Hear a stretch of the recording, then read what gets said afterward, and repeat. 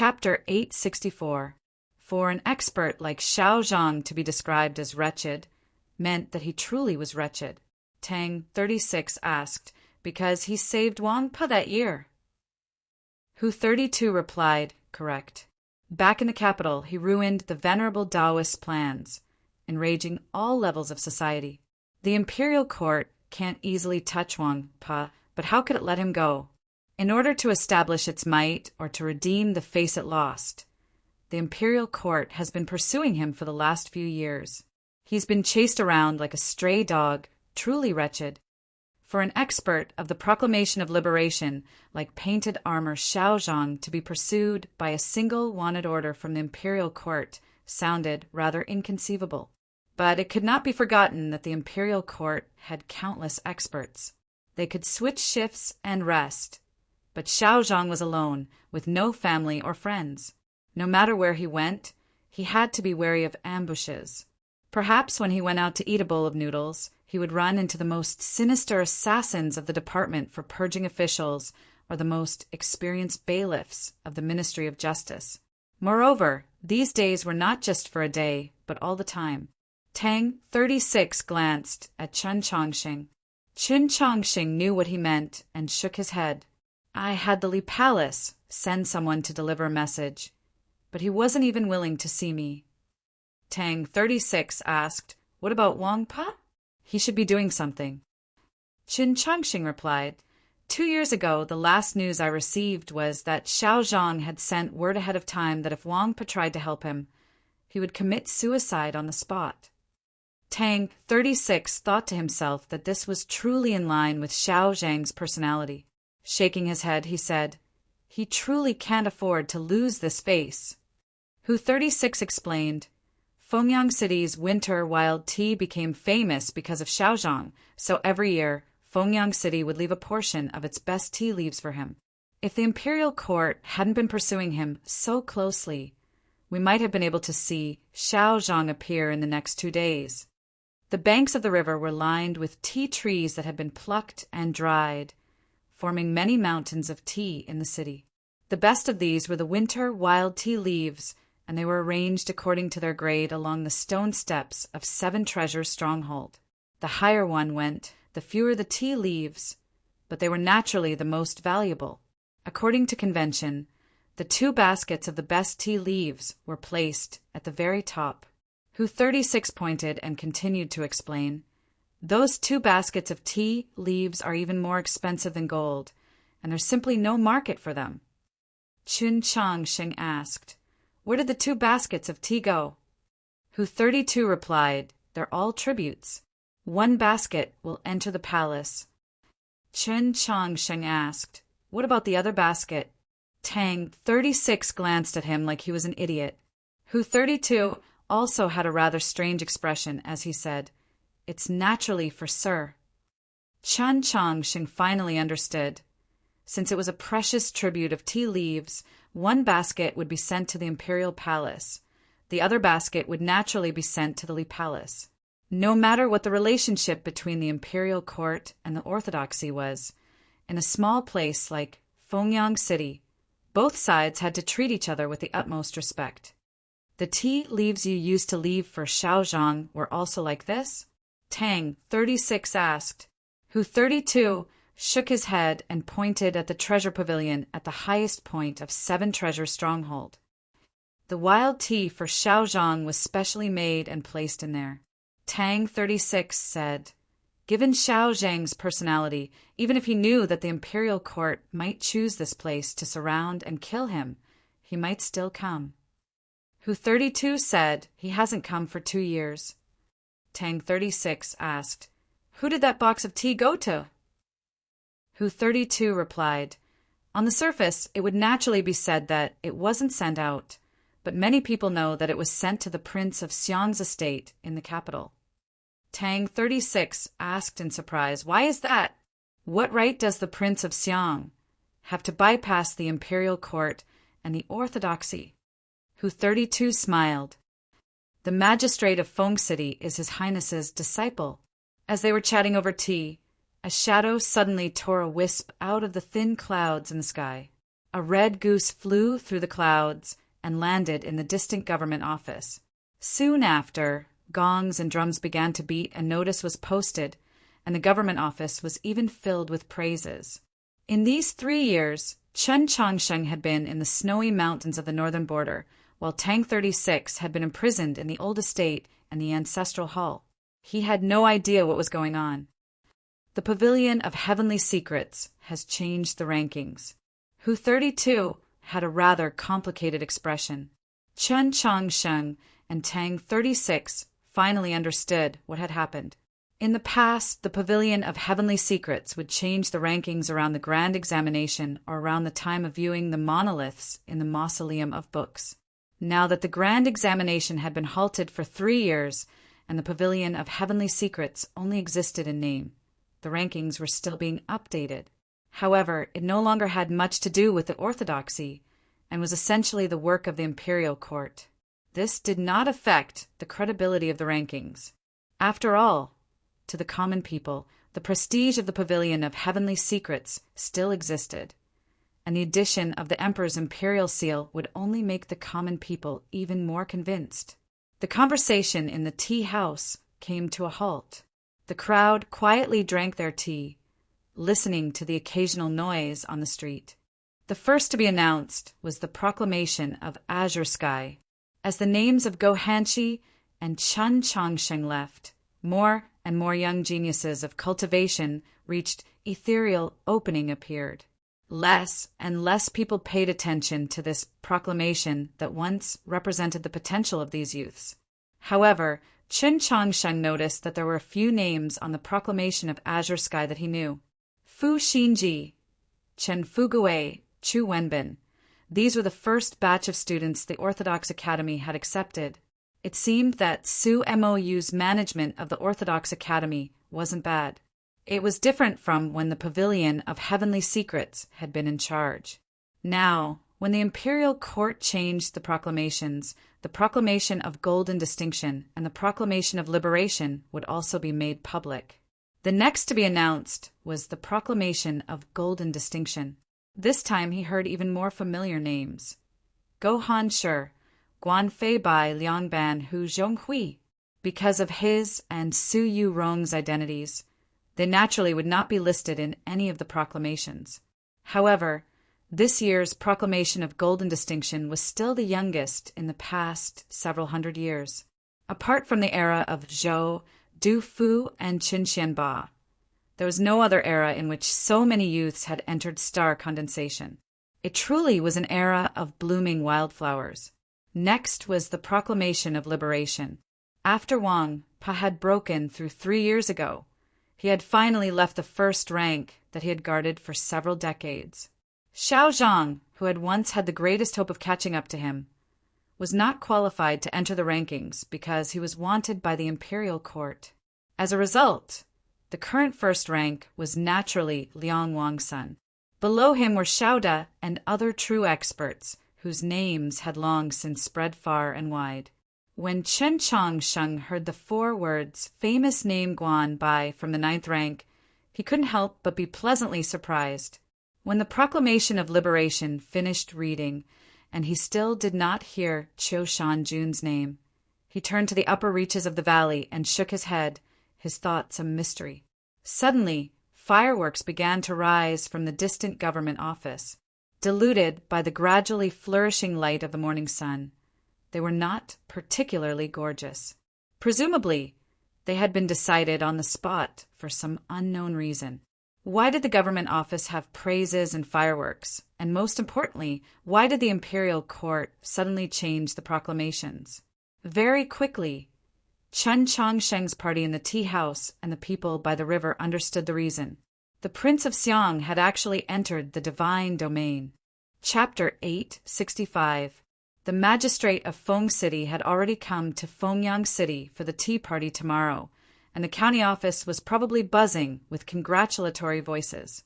Hearing this news, everyone in the tea house looked at each other speechlessly, and a chill rose in their hearts.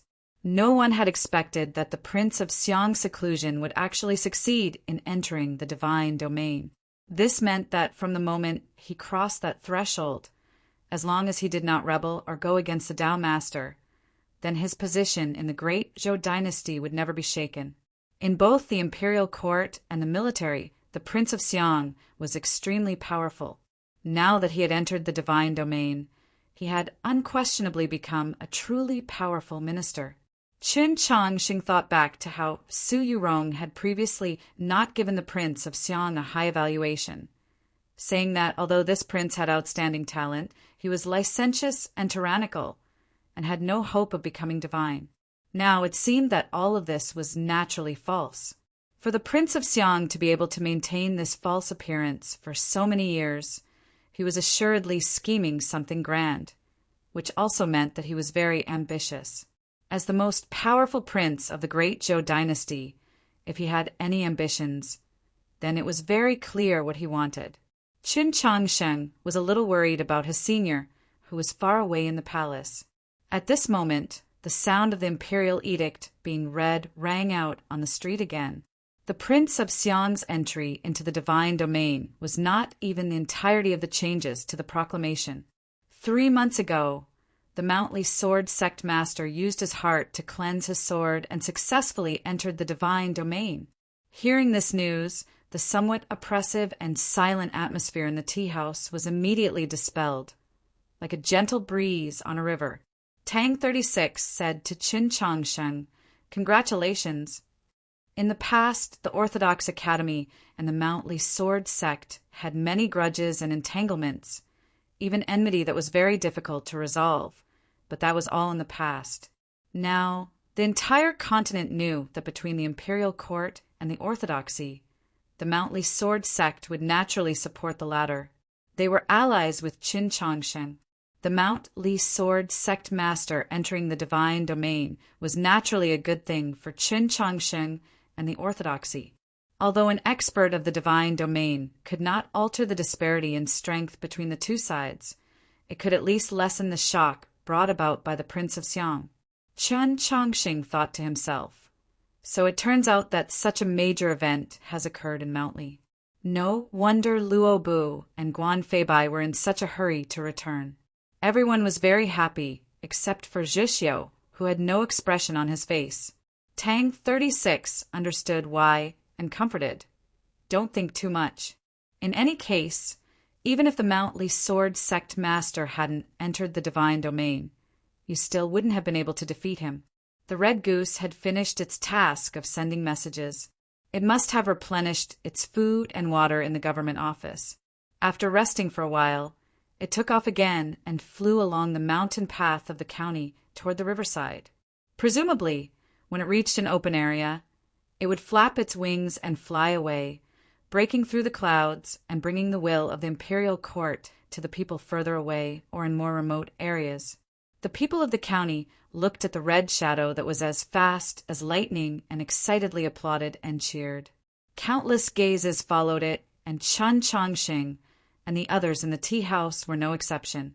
Their gazes followed the Red Goose to the river and watched as it flapped its wings and quickly flew past the iron chains and into the sky. Suddenly, countless crossbow bolts shot out from the forest on the other side of the gorge. The Red Goose was not prepared at all and was shot by the crossbow bolt. It fell from the sky into the river and quickly disappeared. Everyone who saw this scene was stunned. Qin Changsheng's expression became somewhat solemn. He could clearly see that the crossbow bolts were not shot at the Red Goose. The aura of the crossbow bolts was very terrifying and should have been shot by divine crossbows. No matter how important the Red Goose was, it didn't need such a concentrated volley of crossbow bolts, nor did it need to use divine crossbows. Moreover, the information carried by the Red Goose had nothing to do with the urgent military situation. Then who were the real targets of these divine crossbow bolts? The sky above the gorge was slowly drifting with some clouds that couldn't block the morning light, and there was no sign of a storm. Yet in the next moment, an ear-piercing loud noise exploded in the sky like a thunderclap. Countless divine crossbow bolts once again broke through the air and disappeared. Then 10 odd and terrifying sword flashes appeared in the sky. A cloud suddenly dispersed, and the whistling sound of something tearing through the air rang out. The river water suddenly became chaotic and turbid waves rose into the sky. The wind in the forest on the other side of the gorge blew, and countless trees were snapped in half. Then, countless groans and cries of pain rang out. Countless streams of blood splashed out from the forest and landed on the surface of the river. Just like the red goose from before, it quickly disappeared without a trace. The iron chain on the river swayed violently, making clanking sounds. A pair of worn-out leather boots stepped on the chain. No matter how the chain swayed, no matter how fast the river flowed, no matter how sharp the crossbow bolts and sword flashes, that pair of old boots remained incomparably steady. The wind continued to howl over the river, rustling the white paper and causing it to rustle. It even drowned out the clattering of the chain. The man stood on the chain, his face covered in white paper. Even with several holes dug into his face, he still looked as terrifying as ever. But compared to before, the white paper on his face was missing a small section, and there were some blackened bloodstains on it, most likely the scars left behind by injuries from a long time ago. It was very obvious that he had suffered very heavy injuries. Moreover, he had been continuously pursued, and he didn't even have a moment to rest. Anyone else in this situation would think of fleeing, or at least conserve some energy. But this man did not do this. He raised his famous spear, blocked several crossbow bolts, forced back a sharp sword glow, and walked toward Fengyang City. Countless gazes fell on him, following his footsteps, silent and nervous. The man shouted at the county, "Who fucking dares to touch my tea?" All of Fengyang City was silent. No one dared to answer him. This shout silenced the entire city. This man was truly arrogant. He truly deserved to be called Painted Armor Xiaozhang. Fengyang City's winter wild tea had become famous because of Xiaozhang, but because he was wanted by the imperial court, it had been 2 years since he had participated in Fengyang City's winter wild tea party. The elders of Fengyang City had promised him a box of tea, and it had now been delivered to the prince of Xiang's estate. Everyone believed that he would not appear this year, but he had. So the people of the county did not know how to answer. The chain swayed, clattering. The river rippled, clattering. Other than these sounds, there was no other sound. Xiao Zhang walked down from the chain, stood on the ground of Fengyang City, and then began to ascend the long stone steps. At the very top of these steps was the Seven Treasures Stronghold. The highest point of the Seven Treasures Stronghold was the Treasure Pavilion. A box of tea was placed in the Treasure Pavilion. Had he really come to take the tea? Chapter 866. 10 some great Zhou Navy ships appeared up and down the river. Many soldiers of the divine crossbow camp on board. Many experts of the imperial court stepped ashore and began to chase towards Fengyang City. A few Taoists in fluttering green robes flew out from the forest on the other side of the river. They tapped lightly on the ship and landed on the riverside. These blue-clothed Taoists had cold expressions and unfathomable cultivations. They carried Taoist swords and came from Luoyang's monastery of Eternal Spring. Worn leather boots stepped on the stone steps that were still wet from the morning dew. The tea merchants and pedestrians on both sides of the stone steps subconsciously retreated when they saw the figure walking over. It was unknown whether it was because of fear or shame. Xiao Zhang did not even glance at these people, nor did he pay any attention to the experts of the imperial court rushing over. Raising his spear, he expressionlessly continued up. Several cries of alarm came from some corner of the street and quickly faded away. In the slightly disorderly crowd, one could faintly make out crossbow bolts gleaming with cold light. Those blue-clothed Taoists flew up the stone steps like cranes and came behind Xiao Zhang. Their expressions were solemn, ready to strike at any moment. The road from the riverside to Seven Treasures Stronghold in Fengyang City was entirely made of stone steps. Some busybody had counted them and found that there were more than 7,000 steps. An ordinary person would need a very long time to walk them all. But for a person like Xiao Zhang, even if he was heavily injured, he still did not need too much time. A few moments later, he reached the middle section of the stone steps. On the side of the street was a very small, grassy garden. Several dozen people stood on the grass and under the winter trees, looking at him with complex emotions, somewhat afraid and somewhat uneasy. Suddenly, an extremely dim and barely noticeable sword glow pierced through the vegetable basket held by one of the people and stabbed at Xiao Zhang. This was a position that no one would have expected. It was an extremely sinister attack. Xiao Zhang seemed to have been prepared. With a low snort, the spear in his hand flew through the air, carrying with it a fierce gust of wind as it accurately struck the sword glow. With a clap, the sword glow was instantly shattered into countless pieces. The assassin hidden in the crowd miserably retreated and crashed into the winter tree. The leaves fell on the assassin's body and were dyed red by the blood that spurted out. The assassin's face was filled with fear. He wanted to stand up and flee, but he no longer had the strength to do so. Unexpectedly, Xiao Zhang only glanced at the assassin and ignored him, continuing to walk up the stone steps. Chen Changsheng and the others had already left the tea house and were standing behind the crowd. Seeing this scene, Tang 36 praised, "Good move." On the night of the coup of the Mausoleum of Books, and in the days that followed, Xiao Zhang had always been an extremely thorny foe of the orthodoxy, but ever since he saved Wang by the Luo River, the situation had changed. At least in Tang 36's view, this expert, who should have been at the top of the proclamation of liberation, was a powerful external aid that his side had to fight for. Of course, he was emotionally inclined towards him. Hu 32 said nothing at Tang 36's praise, but Zheshio shook his head, clearly having a different view. His injuries are too severe.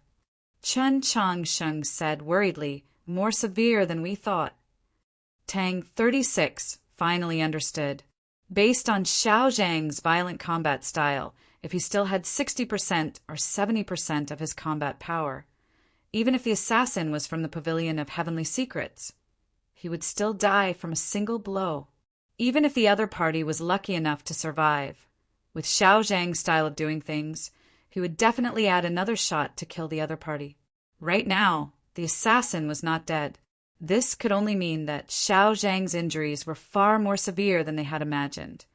So severe that he was not even willing to waste the strength to make another shot. Just as expected, several experts of the imperial court took advantage of the slight confusion to attack Xiao Zhang. Xiao Zhang had succeeded in pushing back those experts, but his body also began to sway as if he would collapse at any moment. There are new injuries, but there are even more old ones. Zheshio was the same as Xiao Zhang. They both viewed battle as their lives, and his gaze was extremely sharp, allowing him to clearly see Xiao Zhang's problem. After being pursued by the imperial court for 3 whole years, fighting without rest or sleep, even if Xiao Zhang's body was forged from steel, he would still feel tired. Once he was tired, his reaction speed would inevitably drop, making it easy for him to be injured. Once he began to be injured, he would continue to be injured even more, until his true essence was exhausted and he was exhausted, no longer able to fight. He was a peak star condensation expert of the proclamation of liberation, and it could be said that he was unrivaled beneath the divine. He was like a solitary beast of the wilderness. Alas, after being pursued by the experts of the imperial court, like scavenging vultures for so many days and fighting for such a long distance, there would eventually come a day when he would collapse. Xiao Zhang finally arrived at the highest point of Fengyang City. He stood in front of 7 Treasures' stronghold and narrowed his eyes as he gazed down at the river gorge. The morning sun had already risen over the mountain peaks. The sunlight was very fierce, shining upon the mountains and rivers, dazzling the eyes. He could clearly see that the experts of the imperial court and the crossbow soldiers had already surrounded all of Fengyang City. Although he had no intention of causing trouble, he was still rather annoyed, like he was looking at a swarm of flies that he could not shake off. A person like Xiao Zhang might truly feel that he was a solitary beast of the wilderness, but he would never admit that those experts of the imperial court who had pursued him for so many years were vultures. In his view, these fellows were just annoying mosquitoes that buzzed in his ears every day, making it hard for him to sleep, which was why he was so sleepy. Yes, he was just a little sleepy. He felt like he just wanted to sleep, or else why would his eyelids be so heavy, or else why would his lips be so numb, or else why would he be pursued by these people? The drowsiness grew stronger and stronger, and his eyelids grew heavier and heavier. Even he couldn't tell if they were closed or squinting. The morning sun shone over Fengyang City and also on his face. He swayed a few times and then fell to the ground, but he did not roll down the stone steps. With a muffled bang, the end of the spear heavily pierced into the ground. At the most dangerous moment, it helped him support his extremely exhausted body. Upon seeing this sight, those people who had never forgotten the benefits Xiaozhang had brought to Fengyang City found it difficult to continue watching and turned their heads away. A few people stood forward. The first to stand was a tea merchant of Fengyang City, along with 10 assistants of the tea shop. "Protect Master Xiao." The tea merchant clenched his teeth and shouted. He led his assistants to the stone steps of the 7 Treasures stronghold and stood in front of Xiaozhang.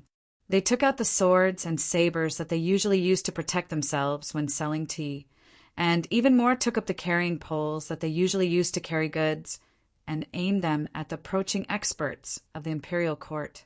As a tea merchant, it was inevitable that he would encounter some trouble when selling tea. In Fengyang City, it was inevitable that there would be a few conflicts between people of the same trade. However, this tea merchant had a swift and fierce personality, and his assistants were also extremely valiant. They were rather famous in the city, but how could these people stop the experts of the imperial court and the crossbow soldiers? But soon after, even more tea merchants and commoners joined them. The stone steps of the 7 Treasures stronghold were quickly filled with people. Chapter 8:67. With some difficulty, Xiaozhang opened his eyes. Seeing the nervous expressions on the faces of the ordinary people around him, his mood became rather strange. In the eyes of cultivators, he was a madman who only knew how to fight. They feared him, but when had there ever been people who sincerely respected and protected him? When he had said that the winter wild tea of Fengyang City was good, it had only been because he truly felt that this tea was countless times better than the great crimson gown that Liang Wang's son loved to drink. How could he have ever thought about what benefits it would bring to the people of this remote city? Yet these ordinary people that he normally couldn't even be bothered to glance at were now standing in front of him. Even though they were clearly scared to death, their hands trembling as they gripped their blades, they were not willing to leave. Suddenly, he felt that besides those delightful battles, there were still a few other things he had done in his life that could not be considered a loss, like when he had saved Wang Pa on the Luo River in the snowstorm, or when he had praised the winter wild tea of this small city. The simple yet fierce customs of Fengyang City were fully displayed at this moment. The men standing on the stone steps of the 7 Treasures stronghold and the people shouting outside were all proof of this. But the experts of the imperial court and the crossbow soldiers showed no change in their expressions. The blue-clothed Taoists were even more apathetic. In their eyes, both Xiaozhang and the people of Fengyang City were no different from the dead. The blue-clothed Taoists walked up the stone steps. A bloody event was about to occur, and many people would die in Fengyang City today. The blue-clothed Taoists did not care. No matter how many people died, it could be explained away with the word popular revolt. The most tragic were naturally the people and the chief official who were about to die. The chief official of Fengyang City was naturally the county magistrate, but fortunately for him, the magistrate of Feng City had already arrived in order to prepare for tomorrow's winter wild tea party. No matter what happened today, the one ultimately responsible was naturally the magistrate. This magistrate would naturally not allow this bloody event to occur. The magistrate of Feng City was middle-aged. His face was handsome, his temples grizzled, and he had a rather dignified air. He clasped his hands to the blue-clothed Taoists and said, "Fellow Taoists, please wait a moment." The blue-clothed Taoists probably knew that he was the prince of Xiang's disciple, so they stopped, their expressions still apathetic. You fools only want to show off your momentary bravery. Do you want to bring my Fengyang city's entire population into the hands of injustice? The prefectural magistrate looked at the tea merchant and the commoners on the stone steps. With a stern expression, he shouted, "Who is this Xiaozhang that you are protecting? He was a madman who killed without batting an eye. Does a man like him have any true feelings for you? It was just a casual remark back then. Is there a need for you to protect it with your lives?" Someone in the crowd shouted, "Now that our tea is selling so well, everyone is earning money. Don't we need to thank them?" The prefectural magistrate harshly rebuked, "Why can my Fengyang city's wild tea sell so well?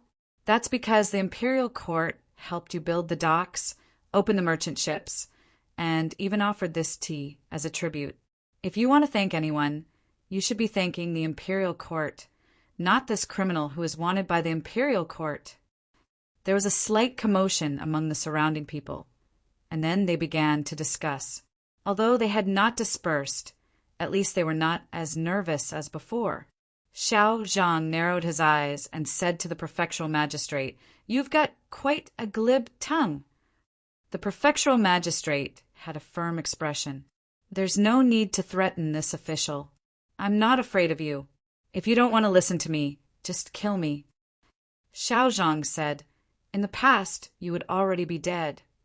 The prefectural magistrate stared at the white paper on his face and harshly rebuked, "So what if I die? I have a clear conscience and speak up for the people, so my death is worthy. But you are just a criminal wanted by the imperial court, someone who only knows how to bully the weak and kill the innocent. Truly a heinous crime that cannot be redeemed even if you die 10,000 times. Xiao Zhang has a violent temper, and many cultivators have died at his hands in battle. He truly can't be considered a good person, but bullying the weak and killing the innocent is not something he would do. It's not that he doesn't want to do it, but that he disdains doing it." Hu 32 whispered to Qin Changxing in the crowd.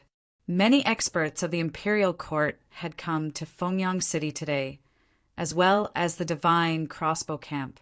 Crucially, there were also those blue-clothed Taoists. If nothing unexpected happened, Xiao Zhang really might be about to meet his death. As Hu 32 whispered to Qin Changxing, he looked at his face to see just what the Pope was thinking. The only ones capable of changing the situation were naturally Qin Changxing's party. At this moment, Hu 32 suddenly realized that Zheshio, who had always been at the Pope's side, had disappeared. "You don't understand us, or else you wouldn't have said those words, and you certainly wouldn't need to look at his eyes when speaking." Tang 36 said, "Look, Zheshio doesn't need to look at his eyes. He's leaving." Hu 32 didn't quite understand what he meant until he heard the sharp whistling of air from the top of the stone steps. The imperial court had been pursuing Xiao Zhang for 3 years, and the pursuers were constantly changing. But besides the assassins from the pavilion of heavenly secrets hiding in the shadows, the main force was still from the Bureau of Justice. Several experts from the Bureau of Justice dispersed the crowd and blocked Xiao Zhang's path of retreat. They untied the chains on their bodies and threw them at Xiao Zhang. The sinister chi of the chains and their techniques were far inferior to those of the 6 government laborers of the Tang clan's five-kind man, but they were of the same lineage and possessed their own power. At this time, Xiao Zhang couldn't even stand steadily, so how could he avoid these iron chains? Since he couldn't avoid them, he just didn't. Being powerless to avoid did not mean that he was powerless to fight. He closed his eyes and thought about which move he should use to kill one of those blue-clothed Taoists and then jump into the river. Even if he died, he wanted to die in a way befitting of his name and be a little more arrogant. But in the next moment, he did not feel those cold and heavy chains wrap around his neck. Instead, he heard a series of clanging noises. These clangs were crisp and clear, clearly the clangs of metal, but they were also so crisp that they sounded like metal snapping. He opened his eyes and saw that in the light before him, shards of chains were flying about in the air. It was rather beautiful. Hidden in the depths of these shards were a few extremely sharp marks, but it was impossible to tell what sort of weapon they were. The blue-clothed Taoists saw the chains in the hands of the Bureau of Justice expert shatter. Their pupils constricted, and they began to fly up the stone steps. They paid no attention to the fierce cheese that had shattered the chains. Their goal was clear: to kill Xiao Zhang. Several extremely gloomy sword glows stabbed at Xiao Zhang's vitals from extremely strange angles. These blue-clothed Taoists came from Luoyang's Monastery of Eternal Spring and cultivated the orthodox Taoist techniques of the orthodoxy. From a certain perspective, they were fellow disciples, but perhaps because the Monastery of Eternal Spring had been hidden in the darkness of history for too many years, their sword styles seemed even more bizarre and unfathomable. But their swords still failed to stab Xiao Zhang to death. The stone steps once more resounded with the crisp clangs of metal. Several extremely deep and invisible scars tore through the morning light, leaving behind blurs on the stone steps like the claws of a wolf. Chapter 868. As the dust settled, Zhexiu's figure appeared in front of Xiao Zhang. He wore a single garment, and his sleeves and trousers had been cut very short, unable to hide the metal thorn-like hairs sticking out of his body. 10 incomparably sharp and tough claws protruded from his hands, glinting with a cold light and making one shiver in fear. Even more frightening was that his face was also covered in hair, his teeth incomparably sharp, and his eyes were a crazed red. Seeing this scene, the crowd burst into cries of terror, and like a tide, they desperately retreated. Zhexiu paid no attention to these things, only stared at the blue-clothed Taoists. These Taoists were very strong, but even more frightening was that they were very dangerous. Experts did not necessarily represent danger, and no one understood this principle better than Zhexiu. Therefore, he did not hesitate to go into berserk mode immediately, using his strongest state to face the enemy. Several Taoist swords buzzed, vibrating at an extremely high frequency in the morning light. The blue-clothed Taoists slightly frowned at Zhexiu. They said nothing, nor did they attack. Although Zhexiu had spent his childhood fighting on the snowy plains of the northern border, he had always been very famous in the great Zhou dynasty. The blue-clothed Taoists only needed a glance to recognize this young expert from the wolf tribe. Wofu Zhexiu, the most dangerous of the younger generation of cultivators. This was a publicly acknowledged fact, even though it had been a very long time since he had displayed his terrifying experience and willpower in battle. If Zhexiu had insisted on protecting Xiao Zhang, today would have been a bitter battle, perhaps even a bloody one. But the Taoists were only wary, not afraid. They very calmly determined that Zhexiu could not change the final outcome, that Xiao Zhang would assuredly die. They had stopped not because Zhexiu had suddenly appeared, but because they knew where Zhexiu had gone after leaving the snowy plains and who he had been with this entire time. As expected, in the next moment, the crowd at the bottom of the stone steps retreated to the sides like a tide. Qin Changsheng walked up the stone steps. All of Fengyang City became incomparably quiet. No one here recognized Qin Changsheng, but the people of the great Zhou dynasty were all believers of the orthodoxy, so who would not recognize the divine staff in his hand? Who in the entire continent was qualified to wield this divine staff?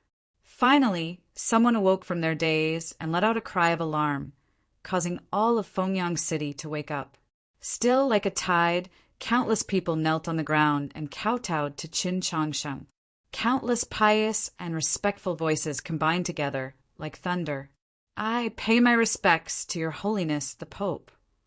Qin Changsheng arrived at Zhexiu's side and turned to look at the blue-clothed Taoists. The green-clothed Taoists kneeled down to Qin Changsheng. Their expressions were respectful, and there was no sign of unwillingness on their faces. Qin Changsheng nodded. The officials present and the court experts from the Ministry of Justice also knelt down. Qin Changsheng turned to Xiao Zhang, looked at the rather worn-out white paper on his face, recalled the scene from their first meeting in Xuanyang City, and couldn't help but sigh. Even now, He did not look at the prefectural magistrate. The magistrate's expression fluctuated for a moment. In the end, he lifted his official robe and knelt down.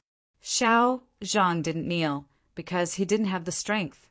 Of course, even if he had a lot of strength, he wouldn't kneel to Qin Changsheng.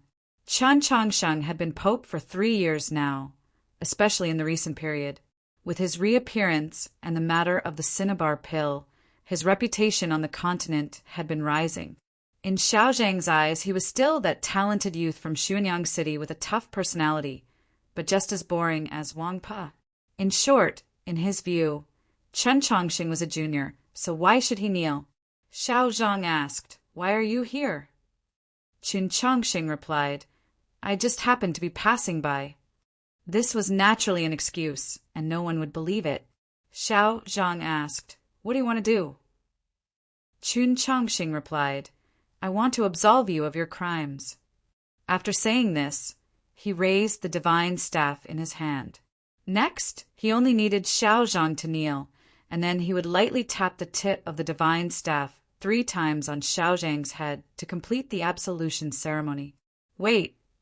The prefectural magistrate forcefully suppressed the fear in his heart and said to Qin Chongqing in a trembling voice, "Since when can the Li Palace interfere in the affairs of the court?" According to the laws of the great Zhou and a few unwritten rules, the Li Palace normally could not interfere in the affairs of the court. Qin Chongqing finally glanced at the prefectural magistrate, but he still said nothing. According to the laws of the great Zhou, as long as it is not a crime of rebellion, His Holiness the Pope has the right to absolve. Hu 32 had arrived at some point and impassively said to the prefectural magistrate, "What rank did you get in the grand examination that you don't even know this?" The prefectural magistrate's complexion became abnormally nasty. He was familiar with the laws and scriptures of the Church, so he should have known that the Pope had the right to absolve, but the previous Pope had not used it in his several hundred years on the throne, let alone him. Perhaps even the ministers of the court had forgotten about this matter. The words he had spoken earlier had been so sonorous and forceful, so powerful that they still seemed to be echoing. "You willfully slaughtered the innocent. Even 10,000 deaths cannot atone for it. Thus, you are wicked beyond redemption." But not long after he said these words, the Pope appeared in front of him and said that he would absolve Xiao Zhang of his crimes. This was the privilege of the Pope. It didn't matter if you were wicked beyond redemption or wicked beyond redemption. If I absolve you, then you are not guilty. Tang 36 also arrived. Pointing at the blue-clothed Taoists, he said, "If the orthodoxy is not allowed to interfere in the affairs of the court, why would these Taoists of the Monastery of Eternal Spring dare to kill people on the street? Lord Prefectural Magistrate, shouldn't you first have these people arrested and thrown into prison?" The blue-clothed Taoists did not change their expressions, but the prefectural magistrate's complexion became even more unsightly. At this moment, Xiao Zhang suddenly said, "I won't kneel to you." If he insisted on not kneeling, how could the absolve ceremony be completed? No one had expected that just as the matter was about to be resolved, another problem like this would suddenly appear. Tang 36 looked at Xiao Zhang and prepared to say a few harsh words, but Qin Chongqing stopped him. "It's fine if I stand higher." Qin Chongqing took a few steps up and then turned around. At this moment, he was several steps higher than Xiao Zhang, the height just right. Xiao Zhang did not need to kneel. The divine staff he raised could also fall flat on his head like a ruler. Without a single sound, the tip of the divine staff lightly touched Xiao Zhang's head 3 times, and the ceremony was complete. From start to finish, Xiao Zhang said nothing, and it was impossible to see his expression under the white paper. Was it astonishment or anger? After a while, he rubbed his head and said, "It's a little itchy." Chapter 869. The people of Fengyang City continued to kneel on both sides of the long street, a dense mass of silence. "Let's all disperse. I think everyone has a lot of work to do," Qin Chongqing said. Ever since that small village at the base of Mount Han, he had experienced the collective worship of believers. but he was still somewhat unused to it. In other words, he was not used to it because he was shy. That was why his voice was so low that not many people could hear him. Hurry up and disperse. Those who should open their businesses, those who should go to work, those who should go to school, go to school. Tang 36 shouted to the crowd on the street. His voice was very loud, his expression very natural, as if he was the Pope. Naturally, no one listened to him. Very quickly, the magistrate of Fengyang County dispatched soldiers to maintain order. The people on both sides of the street stood up but didn't leave. They stared at Chen Changsheng, their faces full of different emotions, reverence, devotion, passion, excitement, and so on. To the people of this remote city, today might be the only day in their lives where they could personally see the Pope, so how could they be willing to leave? The priests of Fengyang City's Taoist church had also hurried over, but they were not much different from ordinary believers. Upon seeing Chen Changsheng, they were so nervous that they couldn't speak. Their Taoist robes were instantly drenched in sweat, and their legs were even softer than Xiao Zhang's. How could they be of any use? The azure-robed Taoists and the experts of the imperial court did not leave either. Tang 36 looked at them and said, "What? Could it be that you want to assassinate the Pope in front of tens of thousands of people and achieve the most foolish and heroic feat in all of history?" Such harsh, mocking, and crude words had their own uses, because the words that struck at the heart were too clear, so clear that everyone could understand them. The angry gazes of countless people fell on the Taoist and Indigo and the experts of the imperial court. Of course, the officials were not spared. The officials and experts of the imperial court retreated to a distance, and the crossbowmen removed their crossbows to avoid being seen as disrespectful. The green-robed Taoists stood 100 feet away, but they had no intention of leaving. Chen Changsheng took out some pills. Hu 32 went to 7 Treasure Stronghold and asked for a bowl of water. Xiao Zhang took the bowl of clear water and directly swallowed the pill in his hand. Chen Changsheng hesitated for a moment and said, "That medicine is enough for 3 days." Hearing this, the white paper on Xiao Zhang's face rustled. There's no wind. Could it be snorting? As expected of an expert of the Proclamation of Liberation, to cause such a commotion when he's angry. Tang 36 said seriously, if it was in the past, he would not be afraid of Xiao Zhang, let alone now. These 3 years of confinement in the old mansion and the ancestral hall, especially the last half year, had really made him choke up his mouth too much. At some point, the matter of the Tang clan's young master being very similar to Su Li had spread throughout the continent. Xiao Zhang knew that bickering with this fellow had no benefit, so he was disinclined to pay attention. He said to Chen Changsheng, "Don't expect me to sell my life to the Li Palace. Something like life obviously can't be sold." Chen Changsheng said. Tang 36 said, "Who said we can't sell it? Have you considered how my idol is going to live? How do I play the last card in the ancestral hall?" Chen Changsheng looked at him and didn't say anything. Tang 36 waved his hand, indicating that he understood and would not speak carelessly again. Chen Changsheng looked at the blue-clothed Taoists nearby and said, "Guilty or not guilty, it's all a word of the imperial court. I can pardon all the false crimes they've placed on your body, but they can place new crimes on you at any time and continue to pursue you." Xiao Zhang replied, "Back when I attacked with my spear in the Luo River, I didn't think so much, but now I don't need to think. Your injuries are too heavy and there are too many of them. You need to recuperate, so I want to arrange a place for you to temporarily lie low." Chen Changsheng said to him, "I am not Wang Pa, and there is no grudge between us. There is no need for you to refuse my good intentions."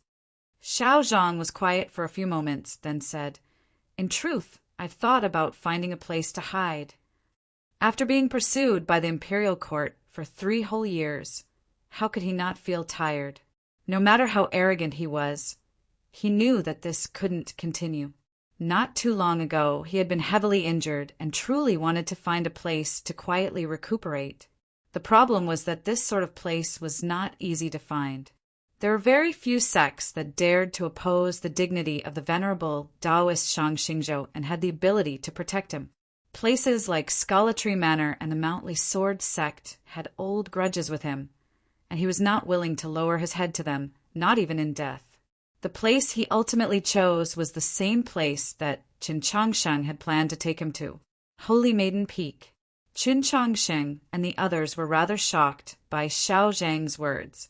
"Since you've already gone to Holy Maiden Peak, why have you been pursued by the imperial court to this place?" "I was not able to enter Holy Maiden Peak." Xiao Zhang's gaze pierced through the two black holes on the white paper, becoming somewhat deep and serene. Perhaps he was recalling the scene from that day. "The sword array of those girls is very troublesome to deal with, and since they have no intention of entering, do I really have to beg?" Qin Changsheng found it even stranger. After the Luo River, the imperial court had begun to pursue Xiao Zhang. Everyone knew what the Li Palace's attitude toward him was. Even if Su Yurong was in seclusion, South Stream Temple had no one managing it, and the people of the temple did not like Xiao Zhang's conduct. Was there a need to be so unyielding? As he thought of these questions, he met Xiao Zhang's gaze. He suddenly understood that Xiao Zhang wanted to tell him that something had happened in South Stream Temple. "When I left South Stream Temple, I encountered a group from the imperial court and quickly avoided them." "Why?" "Because there were two palanquins inside. I'm not sure who they were, but they were both much stronger than me." Qin Changxing and Tang, 36, glanced at each other, knowing the answer. "It was the Prince of Xiang and Wu Qiongbai. Where did they go?" "I'm not sure.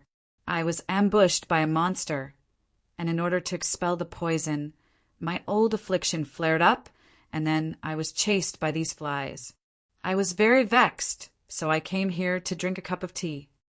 Drinking tea truly could calm the mind, but Qin Changsheng and the others knew that Xiao Zhang had come here to drink tea because he felt that his life was about to end. They were both drinking tea, but the reason and state of mind were different. Qin Changsheng had also vaguely guessed who that monster was. Who else could poison and injure a person like Xiao Zhang? "Have you been eating your fill recently?" Qin Changsheng asked. Xiao Zhang replied, "I can eat my fill, but I haven't been eating well." One had to be constantly on guard against an assassin's ambush or being poisoned at all times. Anyone would find it very difficult to eat in peace. There was a restaurant in Seven Treasures' stronghold. They found a private room and sat down. An extremely sumptuous feast of food and wine was quickly served. Qin Changxing was also eating, so no one dared to poison him. Xiao Zhang paid no attention to the others. His chopsticks moved like the wind, quickly finishing all the good food on his plate. He did not drink any wine, only drank half a pot of winter wild tea. To the current him, eating in such a relaxed manner was already a very extravagant matter. After eating his fill, because he was too relaxed, Xiao Zhang fell asleep, his snoring seeming to echo through the entire county. Qin Changxing and the others quietly watched him, not saying a word. Outside the restaurant, countless people quietly watched him, also saying nothing. We agreed to be each other's angels, but in the end we saw a Birdman. Birdman is Lin Hai's nickname. 2 days ago, I saw him posting photos of him and his wife and suddenly thought of this not-so-funny joke. Then, because I liked this scene at the end of this chapter, I named this chapter. Chapter 870. 3 days' worth of medicine had been drunk in one go. A normal person would probably have run into problems. Xiao Zhang would not have any problems. His recovery abilities were incredibly powerful. After sleeping soundly for an hour, he woke up and said, "I'm full of energy." Qin Changxing asked, "You really don't want to travel together?" "If we're not on the same path, why travel together?" Xiao Zhang stood up, took the dry rations and medicine box from Qin Changxing, raised his spear and walked out. He did not leave. Instead, he walked to the treasure pavilion at the very top of Seven Treasure Stronghold and took away the box of ancient tea. He then turned to the blue-clothed Taoists and experts of the imperial court and said, "Come, continue."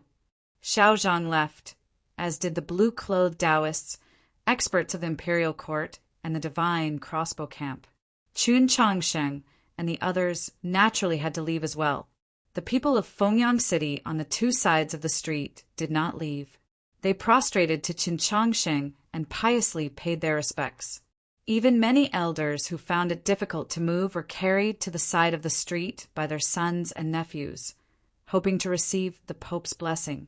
At any other time, Qin Changsheng would have stayed in Fengyang City for a while to treat the illnesses of his believers or conduct a small ceremony to the light, as the scriptures of the church said. But he had no time now. He had to leave. Fortunately, Hu 32 had already sent a message to the neighboring Taoist churches and made arrangements for the distribution of medicine. Based on Qin Changsheng's request, 1 or 2 clerics skilled in the sacred light technique would also come.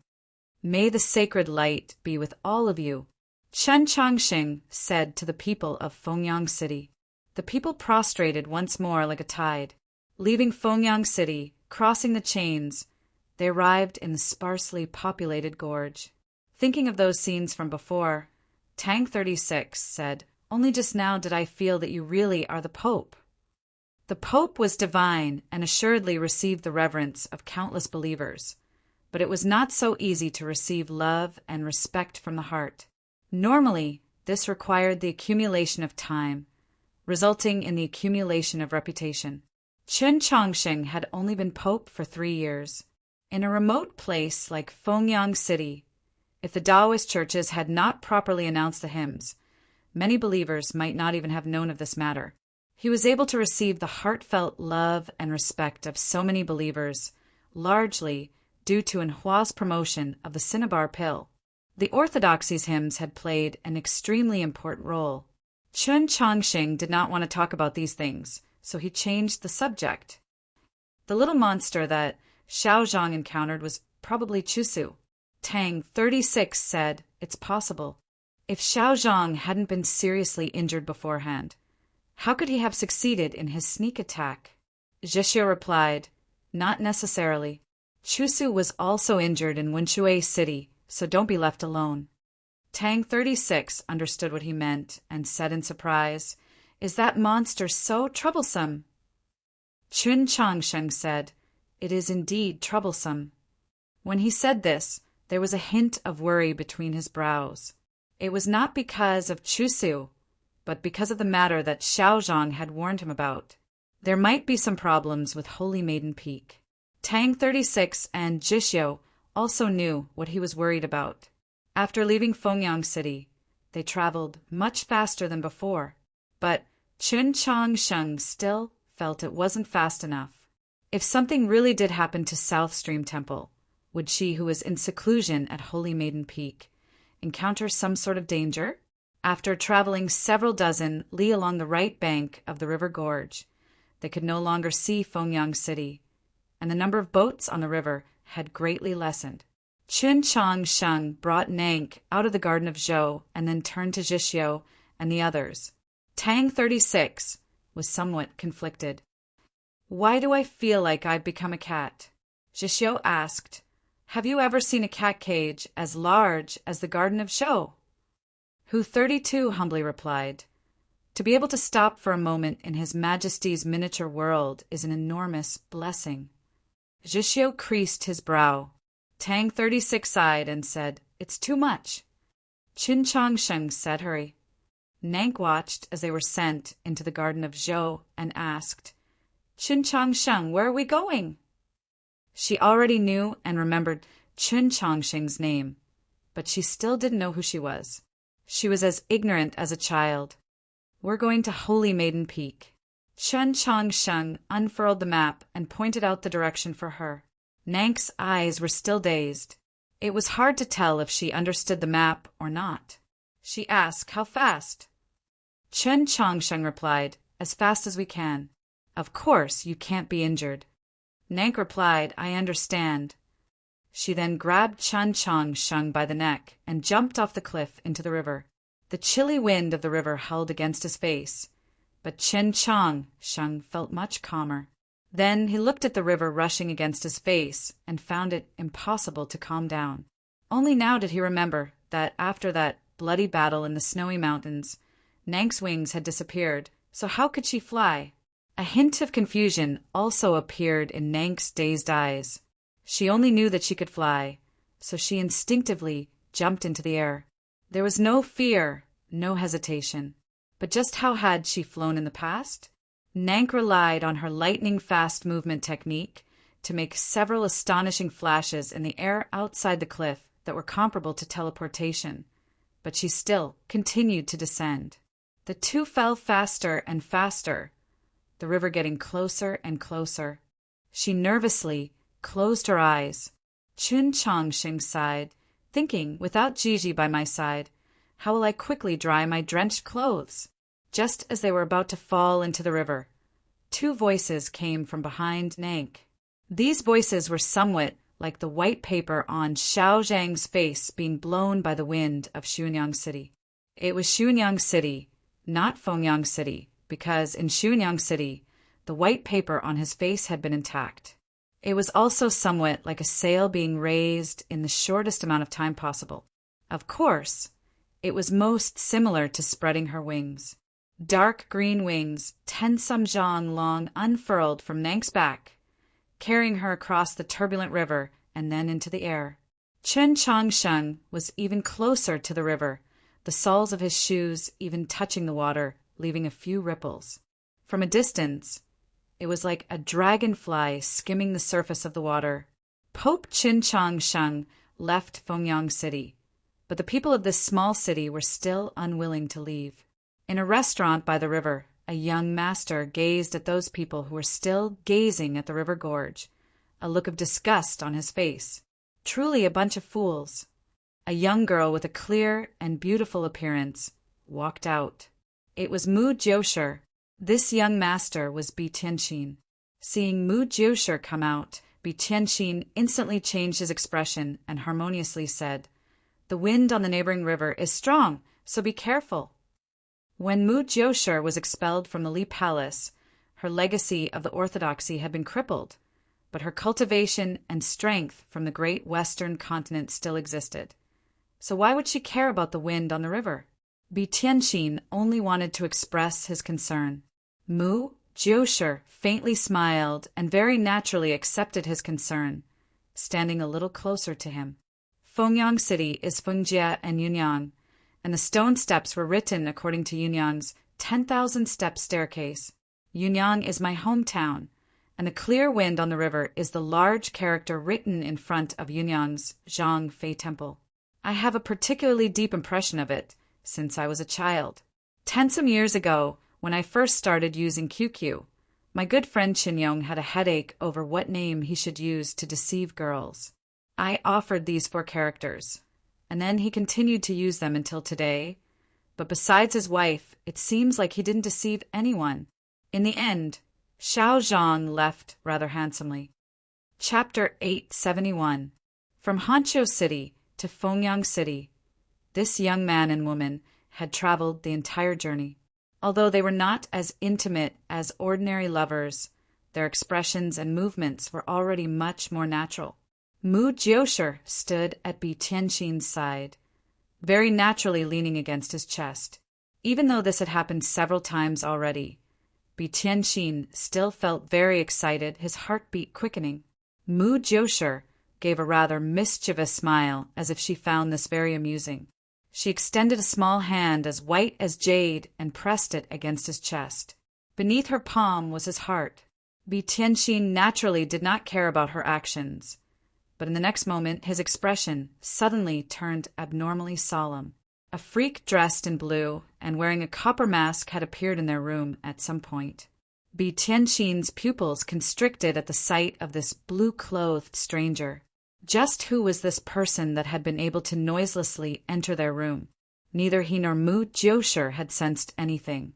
The blue-clothed stranger had not released all of his qi, but Bi Tianxin could already faintly guess at his true cultivation level. His temples became slightly damp. He was only at the star condensation realm, but his parents were both experts of the divine domain, so his experience far surpassed that of his peers. As he traveled the world, Tianqin had never worried about his safety, because no one dared to show him any disrespect. If there was anyone in the world that dared to risk the wrath of 2 experts of the divine domain to attack him, it could only be another expert of the divine domain. Tianqin did not know who this blue-clothed stranger was, nor did he know why he had come to find him. But he sensed an extreme danger. "Hurry and leave.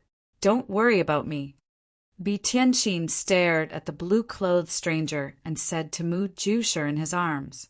A rather strange expression appeared on Mu Jiushi's face, a faint smile that seemed moved and yet also like ridicule. But she did not leave, nor did she ask anything. Even her palm remained on his chest. Tianqin found this rather strange, but his attention was completely focused on the blue-clothed stranger, and he had no time to worry about this. Moreover, he still had an important matter to attend to. After all, he was the son of Wu Chongbai and Bianghong. Although he was not as exaggerated as Luoluo, he still carried a few powerful magical artifacts with him as he traveled the world. For instance, he was currently hiding a magical artifact in his sleeve. This magical artifact could not defeat an expert of the divine domain, but it could form a divine boundary that could help him hold on for a while. At the same time, when this magical artifact was activated, his parents would sense it, no matter how far away they were. This was also why he could maintain his composure and allow Mu Jiushi to leave first. But in the next moment, he could no longer maintain his composure. His face instantly became abnormally pale, because he discovered that there was a problem with the magic tool hidden in his sleeve. A looming but unbreakable aura appeared around the restaurant. It must have been set up by the strange man in cyan to prevent any possibility of him sending a message. But what about that magic tool? Why did something go wrong at such a crucial moment? He gazed at Mu Jiushi in his embrace, feeling her increasingly cold hands on his chest. He vaguely guessed at something, his eyes revealing pain and disbelief. Why?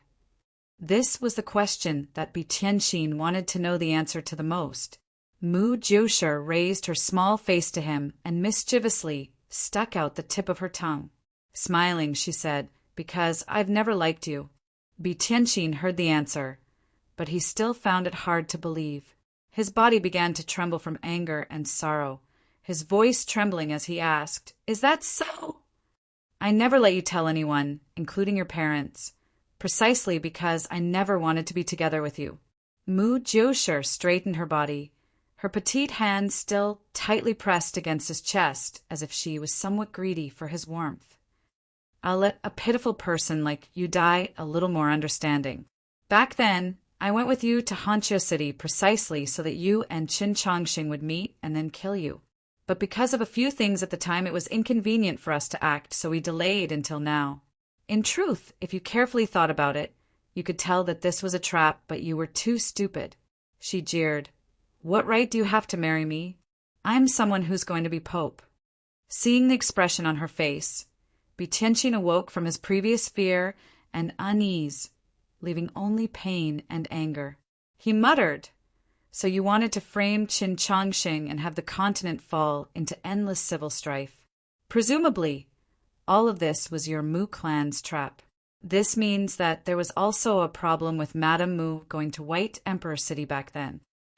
Mu Jiushi had not expected that on the verge of death, this hedonistic scion that she had always looked down upon would suddenly become much more clear-headed and rational. She couldn't help but be rather surprised. But now that matters had reached this step, there was no longer any possibility of change. "Of course. Just what sort of person is my older sister? She's the most intelligent genius of my clan. So how could she be forced to leave the great Western continent over something like the imperial throne?" Mu Jiushi calmly said, "That brother-in-law of mine was a hero of his generation, but in the end he still couldn't overcome the barrier of a beauty and was deceived by my sister for so many years.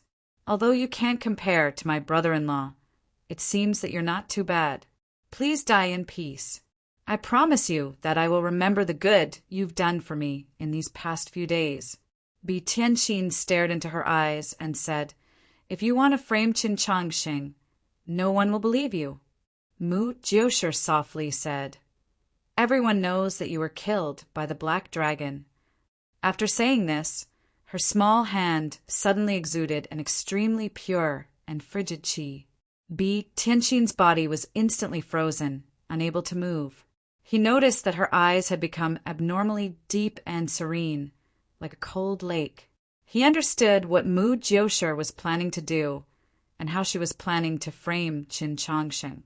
Mu Jiushi calmly gazed at him, the chill surging out of her palm growing thicker and thicker.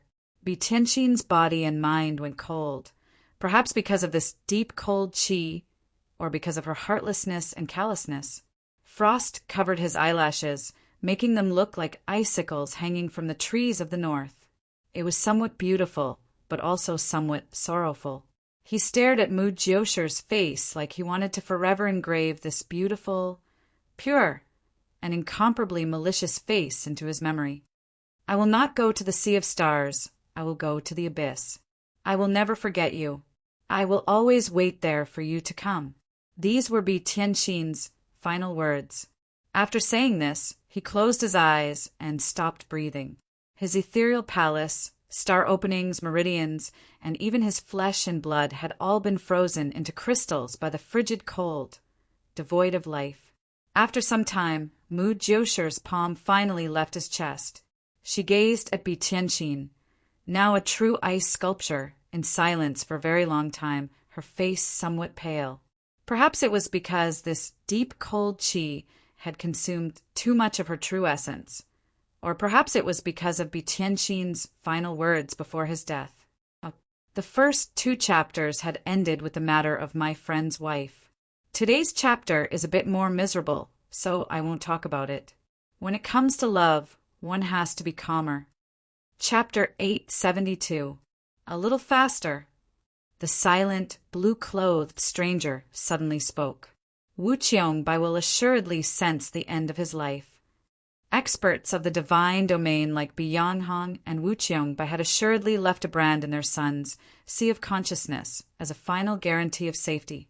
The stranger's qi could separate the activity in the restaurant and the chill Mu Jiushi had released from the world, but it could not sever the connection between true blood and the soul. Mu Jiushi awoke from her perplexed state and lightly flicked her finger. A gentle wind shot out from her fingertip and fell on Bi Tianxin's body. With a rustle, the ice sculpture collapsed into countless fragments, which were then blown away by the wind, becoming even more fragmented until they were crystalline grains like sand. The stranger extended his hand and swept the crystalline grains into his sleeve, then brought Mu Jiushi out of the restaurant. A priest came into the room and swept the floor clean with a broom. If Qin Changxing were present, he would assuredly recognize this priest, because this priest was an old acquaintance of the Orthodox Academy. Priest Xian of the Bureau of Ecclesiastic Education had reappeared after 3 years, but he had suddenly appeared in Fengyang City. Why was this? Priest Xian went to a neighboring room and took a stool. Sitting in the nearby corridor, he closed his eyes and began to wait. His complexion was rather unsightly because he was waiting for death. A fishing boat left the dock of Fengyang City and began to sail up the gorge. Once it was out of sight, it began to travel at an unimaginable speed despite the lack of wind. It didn't take long for the fishing boat to reach a river several dozen li away. The blue-clothed stranger stood at the bow of the boat, calmly gazing at the turbulent river. Perhaps he was trying to see something, or perhaps he was trying to find the tracks left behind by a certain person not long ago. Mu Jiushi sat in the boat, gazing at the stranger's back. The black dragon is not in Fengyang City today. The stranger replied, yes. Confused, Mu Jiushi asked, since we can't act in Hanqiu City, why can we act today? The stranger replied, first of all, time is very tight. Second, I don't know where the black dragon was that day, but I know where she is today and no one else knows. Mu Jiushi didn't understand, but she believed in his words. The stranger in cyan seemed to have seen something and gently brushed his sleeves. The crystal powder, which still carried a lingering chill, fell from his sleeves and was washed away by the rushing river.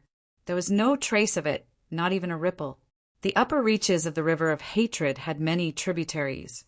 One of these tributaries had clear water, with many wild trees growing along its banks. The scenery was beautiful, and it was called the Tong River. The verdant mountains on the upper reaches of the Tong River were part of the 5 foothills of the south. There was a mountain in the depths of the mountain range that was enveloped in clouds and mist all year round, causing it to seem especially mysterious and holy. That was the holy land in the hearts of countless cultivators and believers, Holy Maiden Peak. South Stream Temple was located on Holy Maiden Peak, and its jurisdiction was even larger. At least several hundred mountains and 1,000 li of plains belonged to it. South Stream Temple, like the Longevity sect, was also the ancestral court of the southern faction of the Orthodoxy. It had many subordinate sects like Gentle Stream Monastery and Lotus Pond. Together with the ordinary people who had lived here for generations, it was bustling with activity. This was especially the case for the small village by the Tong River, which was bustling to the extreme. On a certain afternoon, the river bank outside the small village was peaceful as usual, but a sudden gust of wind blew. The reeds in the river were flattened, and the yellow oxen on the meadow galloped in fear. 2 dark green rays of light flashed through the air. A girl with a dull expression appeared on the river bank. It was Nank. Chun Chongsheng crawled up from the ground and brushed the dust off his body. He glanced at Nank, wanting to say something, but in the end he said nothing. Soon after, the 3 of them descended from the sky onto the meadow. Tang 36 and Hu 32 were still very normal, just like before they had entered the garden of Zhou. But Jishio was in a rather sorry state. His clothes were covered in even more dust than Qin Chongsheng's, and there were several holes on his clothes. There was even a wound on his face. Qin Chongsheng was flabbergasted.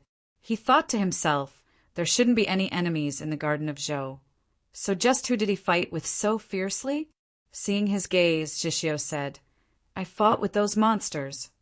Tang 36 recalled that scene and repeatedly shook his head.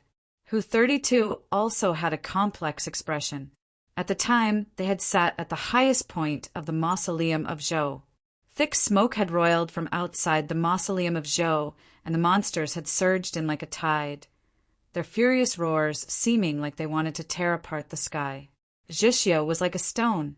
Sometimes he would be submerged, and sometimes he would appear. Watching him, they felt both admiration and worry. Qin Chongsheng did not ask why Jishio had fought with those monsters, because he knew the reason. Back in the plains of the unsetting sun, Jishio had been blinded and had to flee with Qi Jian on his back. He had long since formed a deep grudge with those monsters. Hu 32 looked at Qin Chongsheng, his expression even more respectful. In Wunshui City and in the valley, this bishop had been extremely respectful to Qin Chongsheng, and it had come from the bottom of his heart. But now, his respect came from the depths of his heart. How could one judge the abilities and potential of a true expert? The simplest method was to look at the size of the miniature world they possessed. The larger the miniature world they could control, the higher their level. Now he had confirmed the rumor. The garden of Zhou truly was in the Pope's hands. Many years ago, when he was serving in the Hall of Pure Virtue, he had entered the green leaf world of the previous Pope. He was very sure that the green leaf world was not as large as the garden of Zhou. This made him even more confident in the Pope, the Orthodoxy, and in his own future.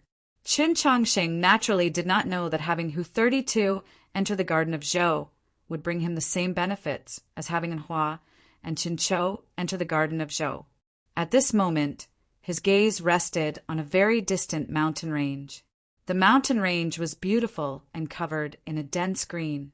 Even under the noon sun, there was not the slightest hint of dryness. Looking at it made one feel tranquil. The further one went into the mountain range, the denser the vegetation, the deeper the green, but it was not overgrown. The clouds gradually diluted the colors, making it all the more elegant and beautiful. In the depths of the clouds, one could faintly make out an extremely tall mountain. It seemed both real and illusory, making it impossible to make out its true appearance. That was Holy Maiden Peak? Seeing that distant mountain, Tang 36 was also rather excited. It had to be known that Holy Maiden Peak was a famous holy land, but this was his first time seeing it with his own eyes. Chen Changxing's change in mood was mostly because Holy Maiden Peak was where Su Yorong lived and cultivated. In her later letters, Su Yorong had never mentioned what Holy Maiden Peak looked like. He had imagined it many times, even though Su Yorong was probably still in seclusion and could not meet him. But when he thought of her on that mountain, he still felt a great longing. It was just like that most cliché of descriptions. At this moment, he wanted nothing more than to grow a pair of wings and fly over. Nank walked in front of him, raised her head, and very seriously said, "You want to fly? Why don't you tell me?" Chapter 873. If he could fly, he would not have had Nank stop by the river outside the town. Instead, he would have flown all the way to Holy Maiden Peak. However, he could not do that because he had to show respect to Holy Maiden Peak. Moreover, Holy Maiden Peak had restrictions. Even if he was the Pope, bringing the little demon princess into Holy Maiden Peak would inevitably incur the wrath of the Pope. Their party had to pass through the town at the foot of the mountain, so Nank once again entered the Garden of Zhou. The houses in the town were very densely packed. It could be seen that the people here lived quite well. There were no overly dilapidated houses. The Tong River was already in the southern part of the continent, and its climate was warm. Even in the height of winter, it wasn't very cold. Noon was a good time to take a nap. They passed through the town without meeting too many people. There was a store on the side of the street that was open. Tang, 36, really wanted to buy some trinkets to prove that he had been here before. Zheshio wanted to buy some dried meat in case he needed it, but seeing Chen Changxing's expression, neither of them said anything. Xiao Zhang had not been very clear in Fengyang County because he had not entered Holy Maiden Peak, but it was clear that he felt that something had happened at Holy Maiden Peak. Chen Changxing also came to the same conclusion, so he was naturally a little anxious. Because they were in a hurry, when they passed by the shop, they didn't notice the conversation between the lady boss and the other two people inside.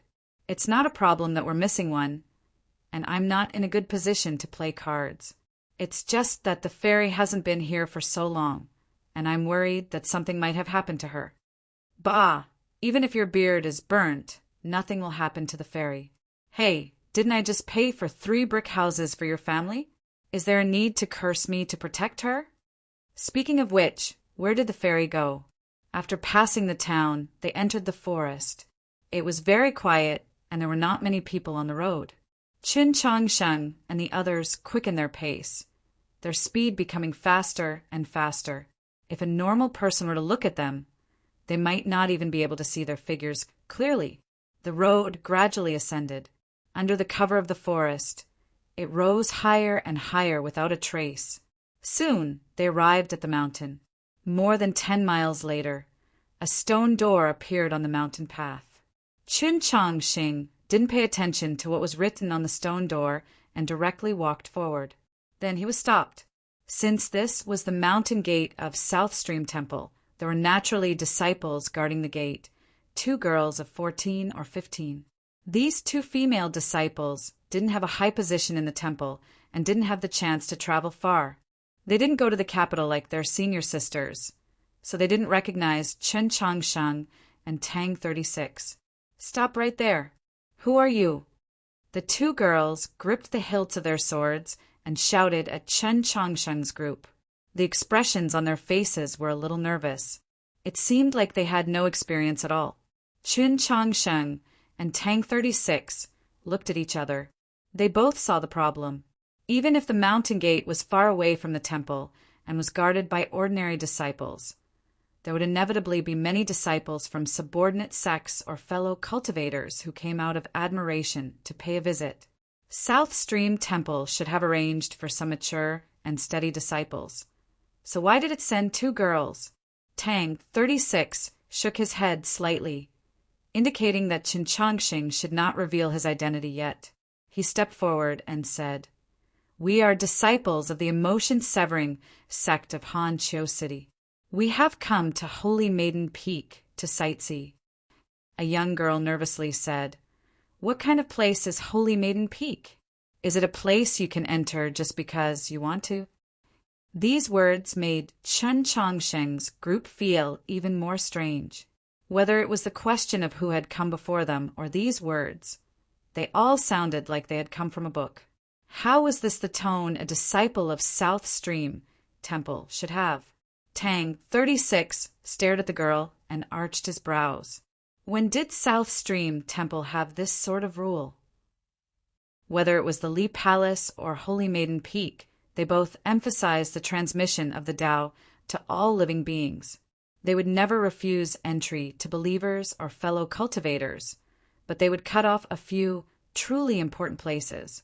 These words made the two South Stream Temple girls even more nervous. They didn't know how to reply. Perhaps because the temple is closing, the guards are rather strict. Qin Changsheng said to Tang 36, "Just state your identity."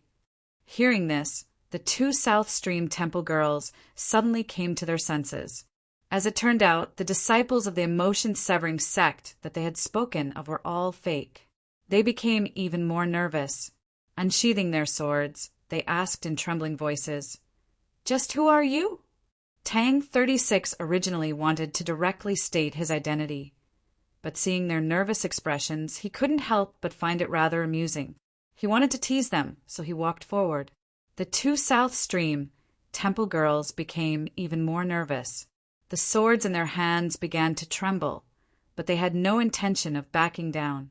With two shouts that were clearly still trembling, the two girls thrust their swords at Tang 36. Before attacking, the two girls were clearly very nervous, even a little afraid. But once they used their sword techniques, all their nervousness and fear vanished, because they were disciples of South Stream Temple and were using the sword style of South Stream Temple. The elegant sword glows illuminated the stone door on the mountain path as they descended upon Tang 36. Zhixiu felt respect for the sight. If one did not bitterly train from morning to night, it would have been impossible to use the sword to calm their minds.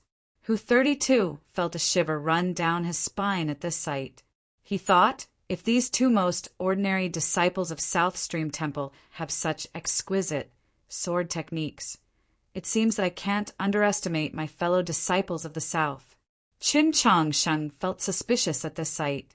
What sort of sword style is this? It seems rather familiar, and it seems to be hiding some sort of trick. Standing in this scene, Tang 36 saw the elegant sword glows coming at him, let alone feeling fear. He didn't even have much desire to fight. Yes, the sword styles of these two South Stream Temple girls were truly exquisite, but their cultivations were far too ordinary. They weren't even at ethereal opening, so how could they be his match? He chuckled and stepped forward. He was prepared to easily break through the barrier and perfectly display his elegant demeanor to the two girls. But in the next moment, his laughter turned into a surprised gasp and then into an annoyed ouch. The sword glows suddenly faded as the two girls retreated to the back of the mountain gate, their chests rising and falling as their expressions once more became nervous. Tang 36 was not injured, but his sleeve had been torn open, making him seem rather laughable. He could not laugh. If this were a real battle, he naturally would not have lost, but in a contest of swords, he had already lost one move. These two South Stream Temple girls had ordinary cultivations, so no matter how exquisite their sword techniques were, they should not have been able to defeat him. The problem was that the sword techniques of these two South Stream Temple girls seemed to have some sort of connection. Once they attacked at the same time, they seemed to be able to naturally coordinate. The power of their sword techniques abruptly increased, their sword techniques even more exquisite, as if they had calculated all of Tang 36's paths of retreat. Qin Changsheng, who had learned the intellectual sword from Su Li, had only found 3 holes in the 2 South Stream Temple girls' sword techniques when they reached the middle stage. From this perspective, the sword techniques of these 2 South Stream Temple girls, purely in terms of exquisiteness, even far surpassed those star condensation experts he had encountered in the wilderness. Just what sort of sword style was this for it to be so formidable? Chapter 874. It should be the Unity sword art, Hu 32 said. Upon hearing this name, Chen Chongsheng recalled this legendary sword style. Holy Maiden Peak was most famous for the South Stream Temple sword array. It was said that countless years ago, when Zhou Dufu, the supreme expert beneath the starry sky, charged into Holy Maiden Peak, he had been trapped by this sword array for a while. During the coup of the Mausoleum of Books, Su Yurong had left several dozen South Stream Temple disciples behind for Chen Chongsheng, intimidating many experts in the Orthodox Academy. This was also because of this sword array. The foundation of the South Stream Temple sword array was the Unity sword art. This sort of exquisite sword art required 2 or more people to use. What was most important was the trust between the person wielding the sword and his companion, as well as the connection between their minds. It was said that at the end, 2 South Stream Temple disciples could use the Unity sword art to defeat 4 opponents of the same level. 3 South Stream Temple disciples could defeat 9 opponents of the same level, and so on and so forth. The more South Stream Temple disciples that simultaneously used the Unity sword art, the more terrifying the power they could display. The strongest version of the South Stream Temple sword array was said to be formed from 300-some disciples, so one could imagine its power. Not even an expert of the divine domain would be willing to face its edge head-on. It was no wonder that Xiao Zhang had said in Fengyang City that the sword array of those girls was troublesome. But Chen Chongsheng still felt that there was a problem. The sword style used by these 2 South Stream Temple disciples was not completely the same as the Unity sword art he had seen in the books. It seemed to have undergone some sort of modification. The problem was just who had the ability to modify a sword style as exquisite as the Unity sword art. Not even Su Li could do it. Tang 36 also heard Hu 32's words and realized that this was the Unity sword art of South Stream Temple. But he had no time to care, because his sleeve was already torn and he was extremely angry. Gripping his sheath, he shouted at the 2 South Stream Temple disciples, "You've made me unhappy!" Zhexiu turned his head, not wanting to see him. Chen Chongsheng said, "It's your own problem. Why are you scaring them?" Tang 36 angrily retorted, "You're not even married, so can you not protect your wife's side so early?" The 2 South Stream Temple disciples glanced at each other, confused. They had no idea what these people were talking about. Tang 36's smile faded and his expression became extremely serious. He raised the Winshui sword and said, "Please advise." He naturally would not be truly angry. This represented his respect for these 2 disciples of South Stream Temple. The 2 girls sensed the change in his mind, and their expressions became more solemn as they raised the swords in their hands. The sword light suddenly illuminated the mountain path again. Countless sharp gusts of wind rose in the forest around the stone gate, and cracks appeared on the tree trunks. With 2 crisp cracking sounds, the 2 girls were pushed back behind the stone door. Their faces were pale, and only half of their swords remained in their hands. "Thank you." Tang 36 tied the sword back to his waist. From the beginning to the end, the Winshui sword never left its sheath. Seeing this scene, the 2 young women sensed the disparity between them and could not help but feel despair and humiliation. South Stream Temple was the holy land of the Taoist faith. Whether in the town or in other sects, they were regarded as fairy-like existences. No one dared to treat them with such disrespect. A few days ago, when they were guarding the mountain gate, they had also encountered fellow Taoists and ordinary tourists who wanted to enter the mountain. They only needed to say a word, and the other party would retreat. They did not encounter anyone who dared to break into the mountain. Even if the disciples of South Stream Temple were no match, they could not allow the other party to break into Holy Maiden Peak. They took something out of their sleeves, perhaps a magical artifact, and prepared to send a warning down the mountain. But at this moment, two broad palms landed on their shoulders, controlling their two most important meridians. At some point, 232 had silently passed through the mountain gate and appeared behind the two South Stream Temple disciples. He smiled and shook his head, indicating that they should not move on their own. In his view, this warm smile was as frightening as a demon in the eyes of these two South Stream Temple disciples. Feeling the man's hand on their shoulders, imagining that he only needed to circulate a little of his true essence to sever their meridians, imagining how he had so easily broken through the mountain gate they were guarding, the two girls were anxious, angry, and afraid. Suddenly they began to cry. I said that the words written in the book couldn't be copied, or else something would definitely happen. Senior sisters are always busy in the temple and don't have the energy to care about us. So how could I know how to guard the mountain gate? The two girls wept, occasionally using their sleeves to wipe away their tears. They looked extremely pitiful, like pear blossoms in the rain.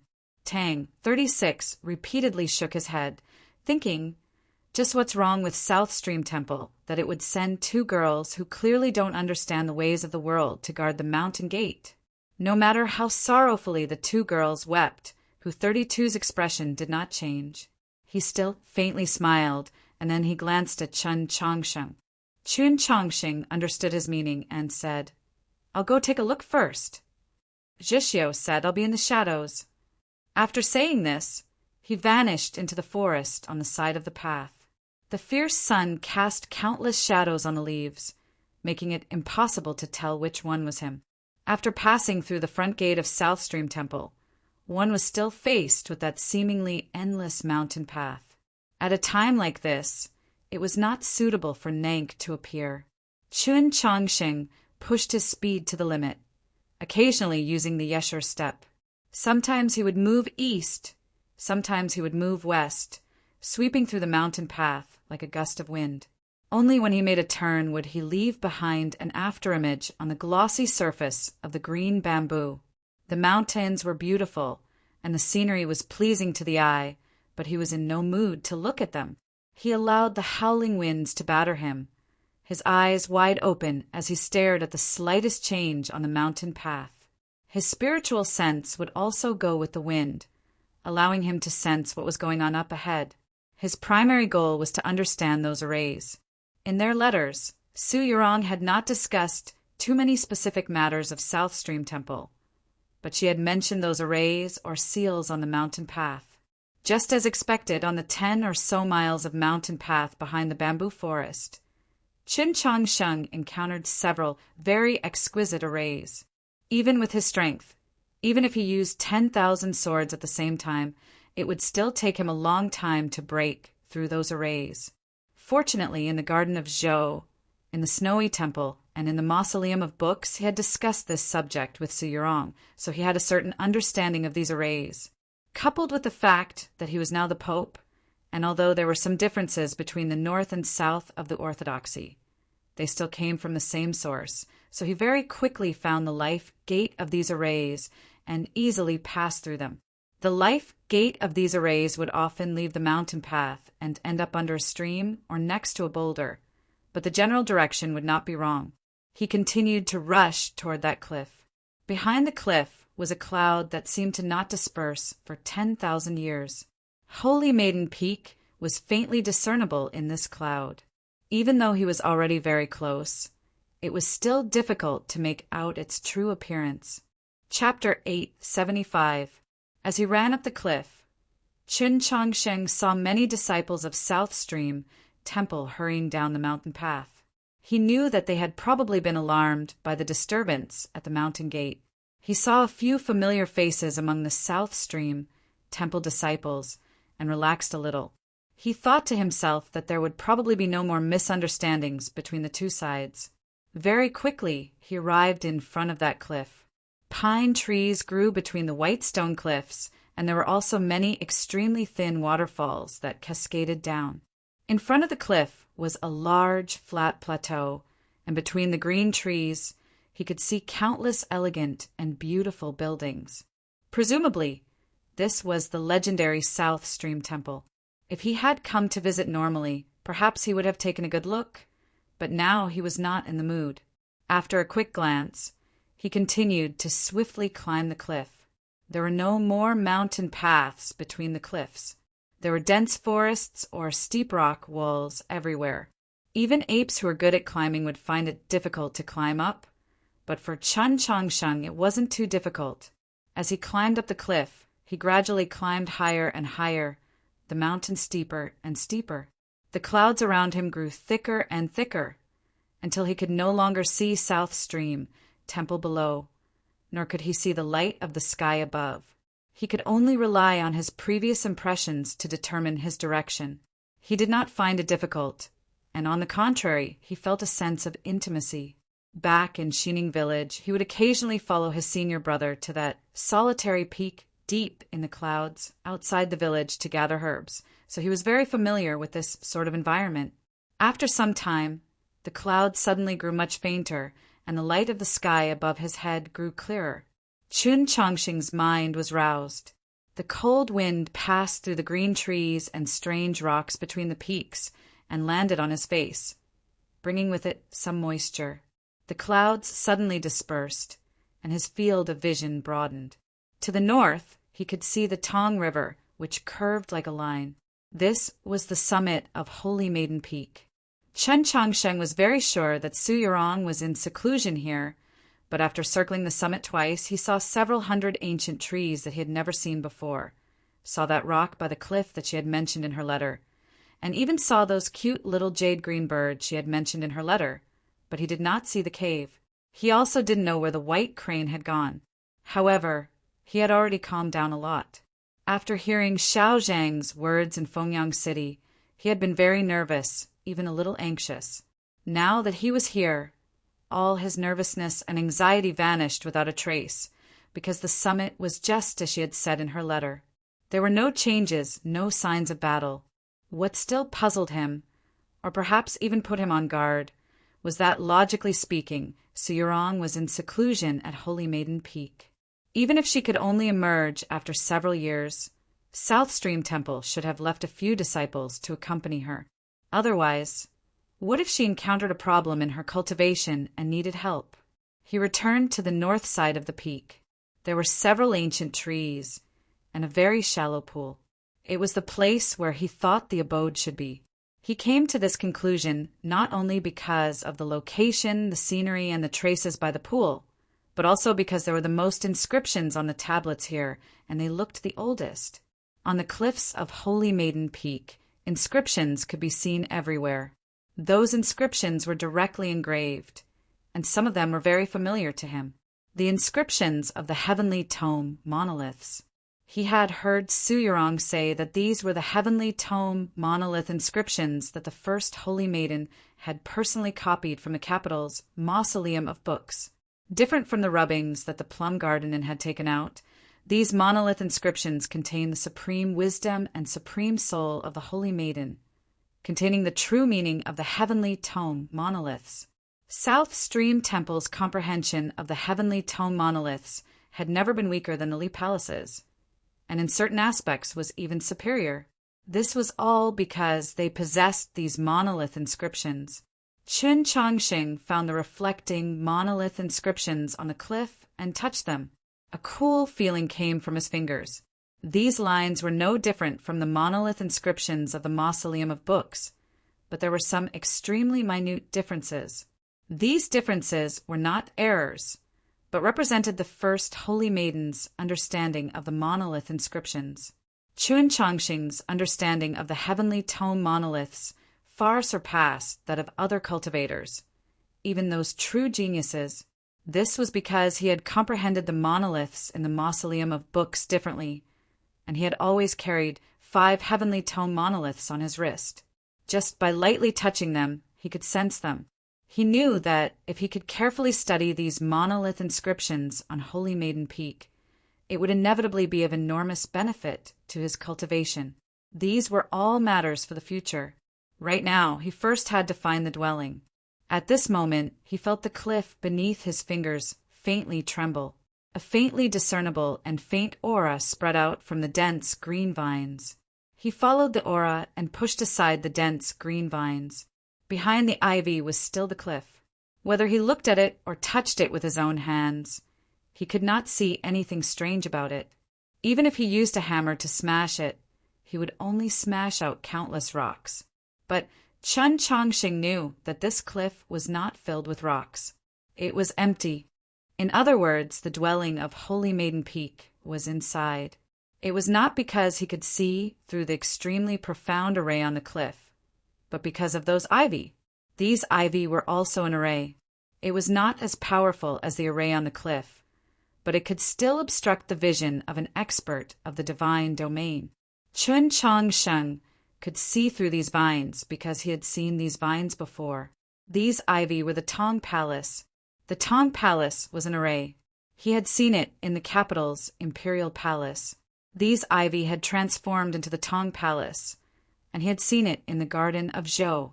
Back in the mausoleum of Zhou, Su Yurong had transformed the Tong Bao in her hands into the Tong Palace. The green leaves swaggered through the storm, and even though she was heavily injured and on the verge of death, they were still firm. Since these ivy were the Tong Palace, the Tong Bao, her Bao, she was probably in the cliff. It was obvious that the ivy formed from the Tong Bao knew who Chen Chongqing was. It did not attack him, nor did it issue a warning. It glowed with a gentle light, very beautiful. Chen Chongqing gazed at the ivy in his hand and thought of that face he saw when the white gauze fell from the bridge of helplessness. In the snow-filled sky, her face was like a painting, glowing with a gentle light, so beautiful that it was hard to describe. He gazed at the icy stone wall in front of him. She was on the other side of the stone wall. He was on the other side of the stone wall. If one's gaze had true heat, the icy stone wall might have already begun to burn. If this were a stone door, it would be fine. He could lightly push it, or perhaps knock on it, and ask if anyone was there. No! Even if this was a stone door, he still could not lightly push it, nor could he lightly knock on it. He could only do what he was doing now, quietly watch. Although Chen Chongqing has the potential and reason to become a monk, I will not let him. Chapter 876. Su Yurong's cultivation on the other side of the stone wall had probably reached a critical juncture. Any outside interference would be extremely dangerous. So Chen Chongqing could do nothing, but he also did not leave. He quietly stood in front of the stone wall for a very long time. At the very beginning, it was because of longing and some other extremely complicated emotions, but later on, it was because he had a bad feeling. In terms of deduction and calculation, besides the demon military advisor Black Robe, the already deceased elder of heavenly secrets, and his master Shangxingzhou, the next was probably Su Yurong. Chen Chongqing did not have a fated star plate and had never learned deduction and calculation, but he had learned the intellectual sword from Su Li. From a certain perspective, the intellectual sword was also a method of deduction and calculation. He looked back all the way to the letter he had received at the Mount Song Army headquarters. Next came Hanqiu City, Wenshui City, and Fengyang City. Just what had happened in South Stream Temple. Holy Maiden Peak was clearly still as peaceful as before, just as she had said in her letter. It was as if nothing had happened, but Xiao Zhang truly had not been able to enter Holy Maiden Peak. He felt more and more strongly that if she continued to seclude herself in the stone wall, she might encounter some problems. He could not just watch as this happened. He had to understand where the problems she might encounter were coming from. The problem was not on the other side of the stone wall, but on this side. He only needed to find the problem and resolve it, so that Su Yurong would not be threatened in any way. Just what sort of problem could affect Su Yurong on the other side of the stone wall? It had to be known that whether it was the Tong Bao that had transformed into a vine or the incredibly powerful array on the stone wall, they could both guarantee that she would not be harmed by the outside world. Chen Chongqing left the stone wall and walked to the edge of the cliff. The Tong River was currently flowing through the plains of the north. From an extremely high vantage point, it seemed extremely winding. In the light of the setting sun, it looked like a golden thread casually tossed onto the table by a young lady who was tired from embroidery. This description had appeared in the letter that Su Yorong had written to him 2 years ago. She had also mentioned in her letter that she liked to sit on that rock by the edge of the cliff and admire the scenery. Chen Chongqing sat down on the edge of the cliff and gazed at the beautiful scenery. He was familiar with this scenery. The scenery was very beautiful, and one would never tire of it. But Chen Chongqing did not look for too long before withdrawing his gaze. He took out an old book and began to flip through it. After calming down for a moment, he still couldn't find the problem. He couldn't even find a clue, so he stopped looking. It wasn't that he gave up, but he knew that the more he tried, the easier it was to miss something. He casually thought back to everything that had happened since the Mount Song Army headquarters, starting from the recent to the distant. The first thing he thought of was the 2 girls from South Stream Temple he had encountered at the mountain gate. Those 2 girls were using the Unity Sword art of South Stream Temple. At the start, even Tang 36 had been caught off guard. At that time, he felt that the fusion sword art used by the 2 girls was slightly different from the one he knew, which made him a little puzzled. Could it be related to what he was worried about? The foundation of the Unity Sword art was the Temple Sword. The old book he was reading was called Examination of the Harmony of the Temple Sword.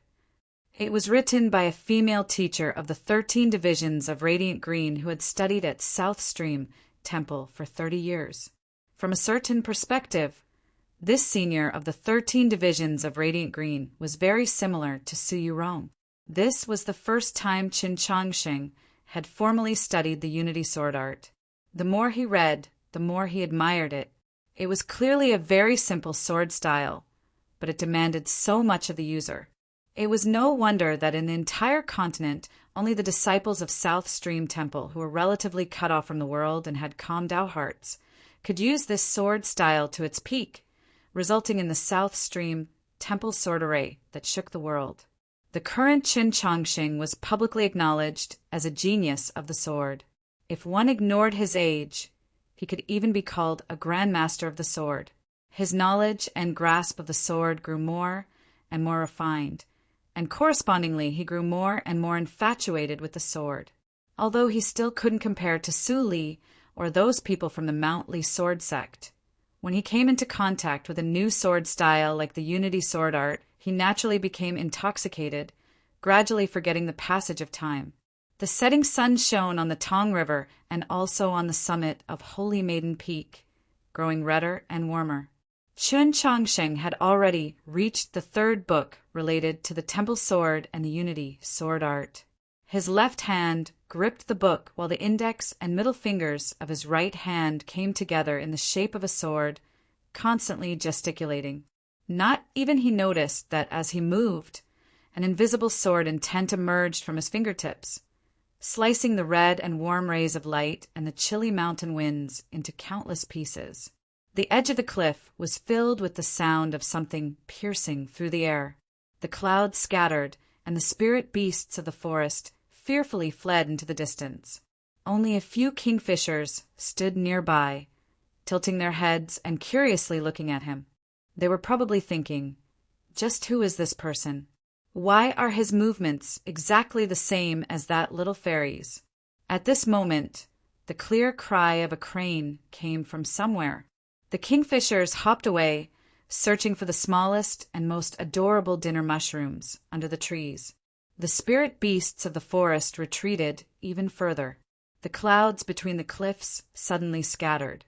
A white crane flew out of the clouds, spiraling down, and then walked to Chen Chongqing's side. When the crane cried out, Chen Chongqing had already woken up. He stretched out his hand and stroked the white crane's slender neck. The white crane lightly pecked at his hand, then gazed down at the plateau shrouded in clouds and softly cried out. Chen Chongqing knew that it was telling him that something had happened there. Based on the time, Tang 36 and the others should have already entered South Stream Temple. Had there really been another misunderstanding? He stood up and gazed at the stone wall illuminated by the setting sun. I'll come back in a little while. While Chen Chongqing was traversing the mountains, Tang 36 was still enjoying the scenery on the mountain path. After the two disciples of South Stream Temple were released, he and Hu 32 slowly walked, waiting for the important figures of South Stream Temple to appear. Beating the grass was to startle the snake. They had charged straight into the mountain gate, precisely to attract attention for Chen Chongsheng, so it was naturally impossible to do so quietly. He was still in the mood to enjoy the scenery because he and Chen Chongsheng were of the same mind. Even if there was a misunderstanding between him and South Stream Temple, it wouldn't be a big deal. In Tang 36's view, Suyurong was the holy maiden, so South Stream Temple was hers. If there was a misunderstanding between the two, it would be like a couple quarreling, and there was no need to care about it. As they walked through a sea of bamboo, Tang 36 praised a fine scenery. Suddenly, countless whooshing sounds could be heard. The green bamboos were constantly swaying, and the sea seemed to be surging with tides. Sword Qi crisscrossed the forest, causing slender bamboo leaves to crash down. It was like a torrential rain had fallen on Tang 36's body. Hu 32 was some distance away from the bamboo forest, so he managed to avoid it. Tang 36's entire body was covered in bamboo leaves, making him look rather wretched, but he did not care. On the contrary, he proudly said, "How elegant." When all the bamboo leaves fell and the sword Qi vanished, 10 girls appeared on the mountain path, blocking his and Hu 32's path. The 2 girls who had been at the mountain gate were also among them. Chapter 877. Senior sister, it's them. The 2 girls hatefully said to Tang 36, "I don't know where these evil thieves came from, but they're so daring as to dare break into the mountain gate." Tang 36 took a closer look and saw a few familiar faces among the girls, especially the beautiful girl who was leading the group. "Oh, Yi Xiaolian, it's actually you." He had not expected to meet someone he knew, so quickly and happily walked forward. The 2 girls were startled and subconsciously hid behind Yi Xiaolian. Yi Xiaolian had also not expected that the lunatic her junior sister spoke of would be Tang 36. Of the disciples of South Stream Temple, Yi Xiaolian was the most familiar with the people of the Orthodox Academy.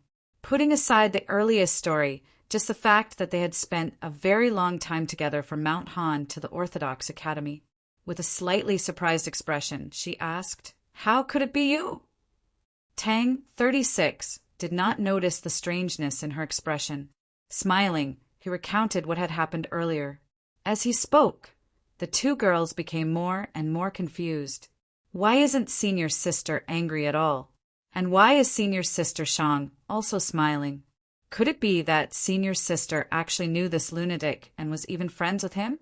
After listening to Tang 36's explanation and comparing it with what her 2 juniors had said, Yi Xiaolian understood what was going on. She looked at Tang 36 and said unhappily, "Didn't we just ask a few questions and you scared them like this? Can't you see that they're still so young?" Tang 36 very seriously replied, "Do you not know how gentle my personality is?" Of course, he was being sarcastic. Everyone knew what sort of person he was, and Yi Xiaolian was keenly aware. When that incident had occurred, she had been about the same age as these 2 junior sisters. When had this scoundrel ever shown them any tender affection? He was truly a shameless thing. When she thought about how she had been scolded to tears by this scoundrel on the Divine Avenue of the Li Palace, she couldn't help but feel embarrassed and angry. She glared at Tang 36 and spat. Tang 36 naturally knew why she was like this. Smiling, he said, "I say, what sort of attitude is this? I'm a guest today." "I don't remember inviting you," Yi Xiaolian said in a bad mood. Disinclined to pay any more attention to him, she turned to Hu 32 and calmly said, "3rd generation disciple of South Stream Temple, Yi Xiaolian." Hu 32 replied, "The former Archbishop of Wenshu, Hu 32." On the side, Tang 36 said, "This is a very popular person in the orthodoxy. In a few days, he will enter the hall of announcements. Don't neglect him." This sentence teased both of them at the same time. Yi Xiaolian was first annoyed, then shocked. As a disciple of South Stream Temple, she obviously knew that the position of Archbishop of the Hall of Announcements had been empty for 3 years. If she did not misunderstand Tang 36's meaning, then in a few more days, this seemingly ordinary person would become a prefect of the orthodoxy? But the important figures of the orthodoxy and Tang 36 had no relationship. So why would they come to Holy Maiden Peak together? Could it be? She thought of that possibility and looked at Tang 36. Tang 36 nodded. Yi Xiaolian's eyes became extremely bright. She seemed very happy, but her emotions were somewhat complicated. Some were pleasantly surprised, some were relaxed after a long period of exhaustion, and some were restless and perplexed. Suddenly, a voice came from behind the mountain path. "Who are you? How dare you trespass into the sacred grounds?" This voice was extremely cold and dignified. It was like some high official of the imperial court, but also like the iron law of the Hall of Drifting Clouds. It gave off an unshakable feeling. With this voice, the sea of bamboo once more surged with waves, and Yi Xiaolian's expression became much gloomier. A Taoist nun walked up the mountain path. It was impossible to tell her exact age, but based on her temperament, she was middle-aged. She wore a black temple robe, the sleeves of her clothes fluttering in the mountain breeze, giving her a sense of transcendence. However, her straight brows gave off an extremely steady feeling. Several dozen disciples of South Stream Temple followed behind her. Seeing the black-clothed Taoist nun arrive, the disciples from before hurriedly bowed and said, "Marshal, Grand Aunt." Tang 36 slightly raised his brows in surprise at this form of address. In his impression, South Stream Temple was currently managed by the second-generation disciples. He had never heard of any elders from the previous generation. Su Yorong was a second-generation disciple, and Yi Xiaolian was a third-generation disciple. This black-clothed Taoist nun actually had such a high seniority? He brushed off the bamboo leaves and tidied his clothes, preparing to step forward and speak. The black-clothed Taoist nun gave him no chance to explain, not even glancing at him. "Yi Xiaolian, why haven't you raised your sword? Do you want to let outsiders into the mountain?" The black-clothed Taoist nun harshly rebuked Yi Xiaolian. Yi Xiaolian was startled by these words and felt greatly wronged. Her eyes reddened as she raised her head to explain. The black-clothed Taoist nun's expression turned even graver and her voice harsher as she rebuked. "Do you still not know your wrongs?" "I've said enough." Tang 36 stepped forward and pulled Yi Xiaolian behind him. "Is it very proud to lecture your own disciple in front of outsiders like us?" When he was unhappy, he didn't care that his opponent was an extremely senior marshal Grand Aunt of South Stream Temple, who 32 saw that the situation was not right and hurriedly walked up to the Taoist nun. "We came with His Holiness the Pope, not with the intention of intruding the mountain. Senior, please understand." These words confirmed Yi Xiaolian's previous conjecture. After a momentary pause, her eyes reddened even more. But this was not the wronged feeling from before. It was excitement. Those female disciples that had once gone to Mount Han and were familiar with the Orthodox Academy looked at each other and smiled, clearly very happy. There was a sudden cough that seemed extremely dignified. The girls quickly restrained their smiles and fell silent. "You say that His Holiness the Pope has come to our South Stream Temple?" The black-clothed Taoist nun indifferently asked. "Then what about His Holiness the Pope's people?" Who 32 didn't know how to respond. Could it be that His Holiness the Pope was worried about internal strife in South Stream Temple, so he did not send a message and secretly entered Holy Maiden Peak? Tang 32 was the world's most skilled at resolving awkward situations like this, because the most important quality to resolve awkwardness was a thick skin. The Pope is burning with anxiety and left first. He should already be at Holy Maiden Peak by now. This person, if you are in a rush to see him, you might have to wait a little. He pointed at the end of the mountain path. There was a cliff there, and behind the cliff was a graceful mountain shrouded in mist. The black-clothed Taoist nun ignored the teasing in his words. Staring into his eyes, she said, "Holy Maiden Peak is not so easy to break into." Tang, 36, felt a powerful pressure. Arching his brows, he said, "The north and south of the orthodoxy are of the same origin. Since it's a seal of South Stream Temple, how could it be harmful to His Holiness the Pope? So much time has passed, and there's still no sign of activity. Presumably, Holy Maiden Peak welcomes his arrival." Everyone could understand the meaning hidden in these two sentences. Tang, 36, had only wanted to maintain his imposing manner, but he had not expected that his speculations were already very close to the truth. The black-clothed Taoist nun's expression turned even colder. To enter without asking is to be a thief. How could a master welcome a thief? Tang, 36, arched his brows. These words are extremely disrespectful to His Holiness. Could it be that you still insist on attacking? Since you entered the mountain without sending a message, you are not fellow Taoists, but external enemies. The black-clothed Taoist nun stared into his eyes and expressionlessly said, "Someone seize them." There were 30-some South Stream Temple disciples on the mountain path, enough to form a sword array. Let alone Tang, 36, not even Xiaozhang or Liang Wangsun would be able to break through. If these South Stream Temple disciples raised their swords against them, Tang, 36, and Hu, 32 would have no choice but to turn and flee down the mountain. They did not move because the South Stream Temple disciples did not move. The tensome girls who had been to the Orthodox Academy glanced at each other, their expressions anxious and somewhat anxious. They didn't know what to do. Those female disciples who had not been to the Orthodox Academy subconsciously took up their swords, then recalled the stories their senior and junior sisters had told them in the last 2 years. They looked to Yi Xiaolian, asking with their eyes what they should do, all of them very hesitant.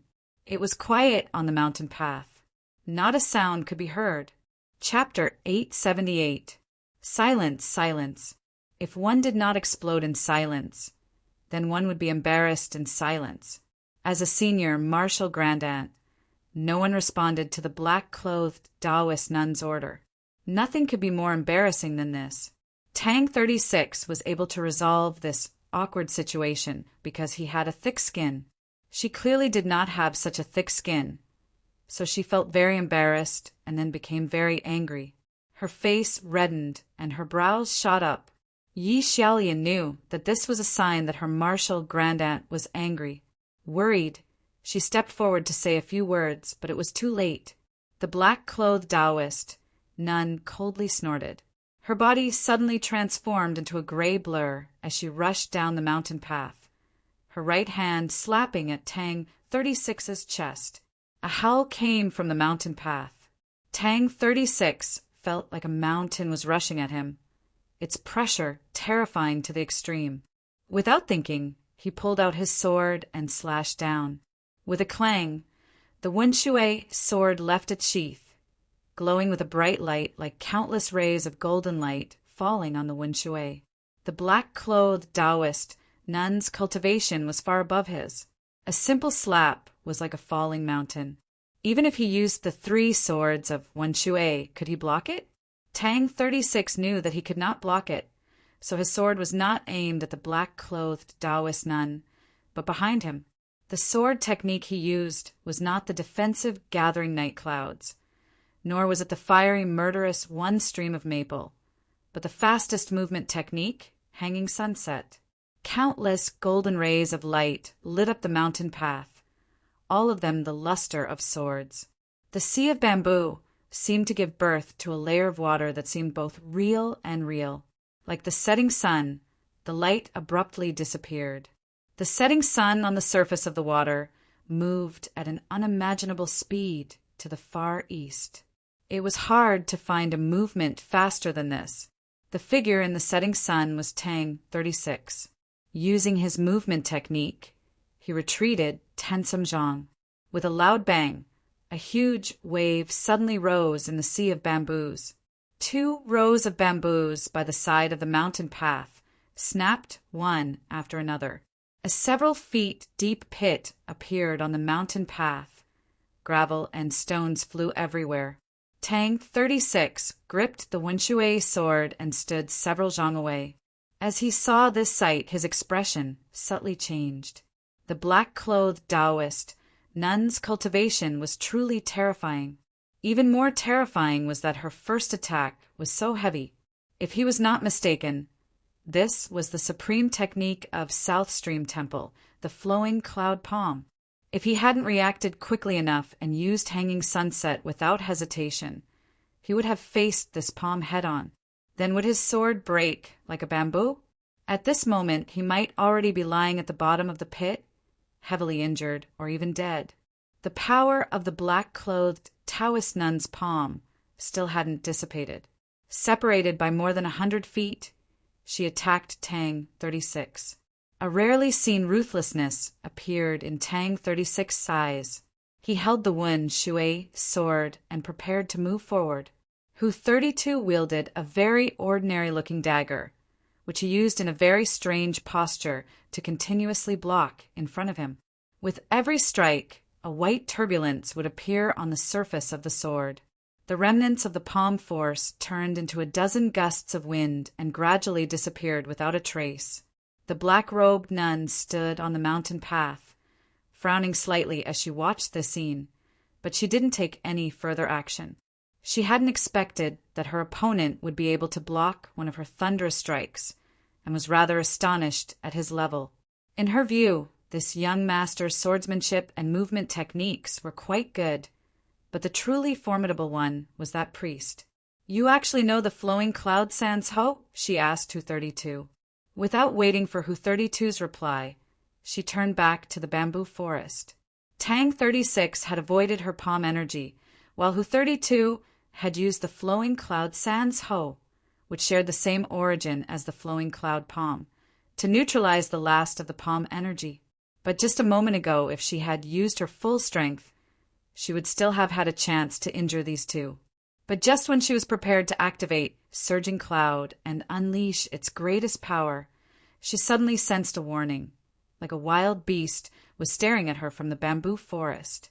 This wild beast was terrifying, and even she sensed danger. Yi Xiaolian walked to her side, wanting to explain something, worried that she would continue to attack. "Marshal, Grand Aunt, they are..." The black-robed Taoist nun was of extremely high seniority, but after failing to strike 2 juniors, she could only give up in order to maintain her status. It was inevitable that she would feel somewhat depressed. Coupled with the danger she sensed in the bamboo forest, she was in an extremely foul mood. How could she be willing to listen to Yi Xiaolian's explanation? With a cold snort, she angrily swung her sleeve. With a clap, her sleeve landed on Yi Xiaolian's left shoulder. Yi Xiaolian grunted in pain, her face instantly paling. She had actually been injured. Tang 36 could no longer hold back. He flew over the hole in the mountain path and went to Yi Xiaolian's side to support her. Looking at the Taoist nun's back, he said, "Old woman, stop." Upon hearing these words, not only the female disciples of South Stream Temple, but even Yi Xiaolian, who he was supporting, jumped in fright. The black-robed Taoist nun was the most senior elder of South Stream Temple. No one dared to be disrespectful to her, much less call her old woman. They did not know that Tang 36 even dared to call the Tang old master an old bastard. The black-robed Taoist nun turned around and expressionlessly looked at Tang 36, waiting for him to prepare to say something. In the eyes of the female disciples of South Stream Temple, their martial grand aunt looked like she was looking at a dead person. Tang 36 angrily said, "When you cursed her just now, I was very unhappy. How could you bear to curse such a beautiful and delicate girl?" Yi Xiaolian glanced at him and softly reminded, "You cursed me even more fiercely in the past." Tang 36 somewhat unnaturally paused, then said, "Even if I cursed her, could you still curse her? And besides, I only lightly cursed her a few times. So how could you bear to hit her?" The black-robed Taoist nun expressionlessly said, "She is a disciple of my South Stream temple. I hit her and cursed her, so what can you do?" Tang 36 replied, "Nothing. Next year, the Tang clan will give your South Stream temple half the money for opening scrolls." Hearing the words Tang clan and money for opening scrolls, the Taoist nun narrowed her eyes and asked, "Just who are you?"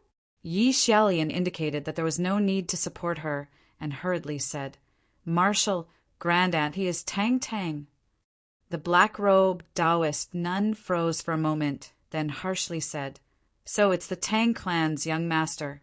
Do you really think that just by relying on you, if you say another word, the money will be halved?" Tang 36 looked at her and very seriously said, "Starting from now, if you say another word, next year's money will be halved. Relax, no matter how much it decreases. There will still be some left over. Your intelligence might find it very difficult to understand why. So you don't need to understand. You only need to know that if I say something, I will definitely do it." The black-robed Taoist nun's face grew gloomier and gloomier, the viciousness on her face growing heavier and heavier. She slowly raised her right hand. The mountain path was absolutely silent, not even the slightest breeze blowing, but the bamboo forest began to sway. Right at the most tense moment, a tranquil and gentle voice rang out from an extremely distant cliff, and then it was clearly transmitted to everyone present. The bamboo forest regained its silence, and the mountain wind began to gently blow once more. "Junior sister, invite the fellow Taoists of the Li Palace and the young master of the Tang clan in." Tang 36's expression slightly froze. He was not worried even when facing the powerful Taoist nun, but the owner of this voice made him subconsciously nervous. Chapter 879. The fact that the bamboo sea had become so quiet meant that the fellow hidden in its depths was feeling the same as Tang 36. Upon hearing this voice, the viciousness on the Taoist nun's face gradually faded. She coldly glanced at Tang 36 and seemed to want to say something, but she probably recalled Tang 36's previous threat. Those words that she wanted to say ultimately became the simplest snort, and then, with a face brimming with anger, she flicked her sleeves and left. As he watched the Taoist nun's figure gradually vanish from the mountain path, Tang 36 yelled, "Hey! If you have the ability, don't leave. Not even a snort. Next year's open book fee will be halved." Those disciples of South Stream Temple who had never been to Mount Han or the capital silently glanced at each other, thinking, could this be the legendary young master of the Tang clan? Why is he different from the rumors? Isn't his temper a little too bad? Fine, Marshal Grandaunt doesn't care about some open book fee. She has her own clan to worship. If not for Marshal Grandaunt's words, she wouldn't have been threatened by you and would have slapped down with a palm. Yi Xiaolian raised her small hand and pretended to strike at Tang 36's chest. "The open book fee is for us disciples to use, so don't really refuse." Tang 36 clutched his chest and pretended to be injured. He sadly said, "Your small hand and small face are both rather pretty, but how can your heart be so biased? I only stood up for you." Yi Xiaolian had long since gotten used to his mischievous appearance and ignored him. "Since Marshal Grandaunt wants to see you, you should quickly leave." Tang 36 finally reacted and asked in shock, "The Holy Maiden has returned? Then what about Su Li?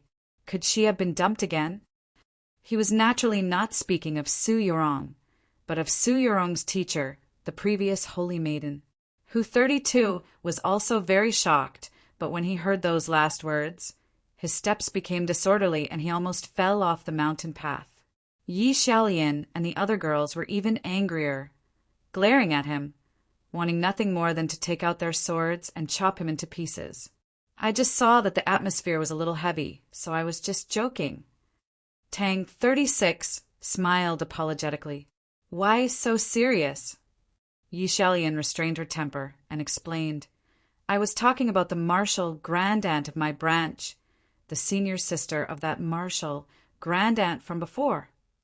Tang 36 said, I feel like you're talking nonsense. Yi Xiaolian didn't know what to do with him. My grandmaster is not the holy maiden of the previous generation. You only need to know this.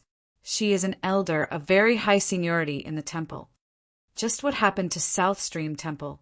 After making sure that the nun in black had gone far away, Tang 36 stopped smiling and asked seriously, Who is the grandmaster that the old woman told you about?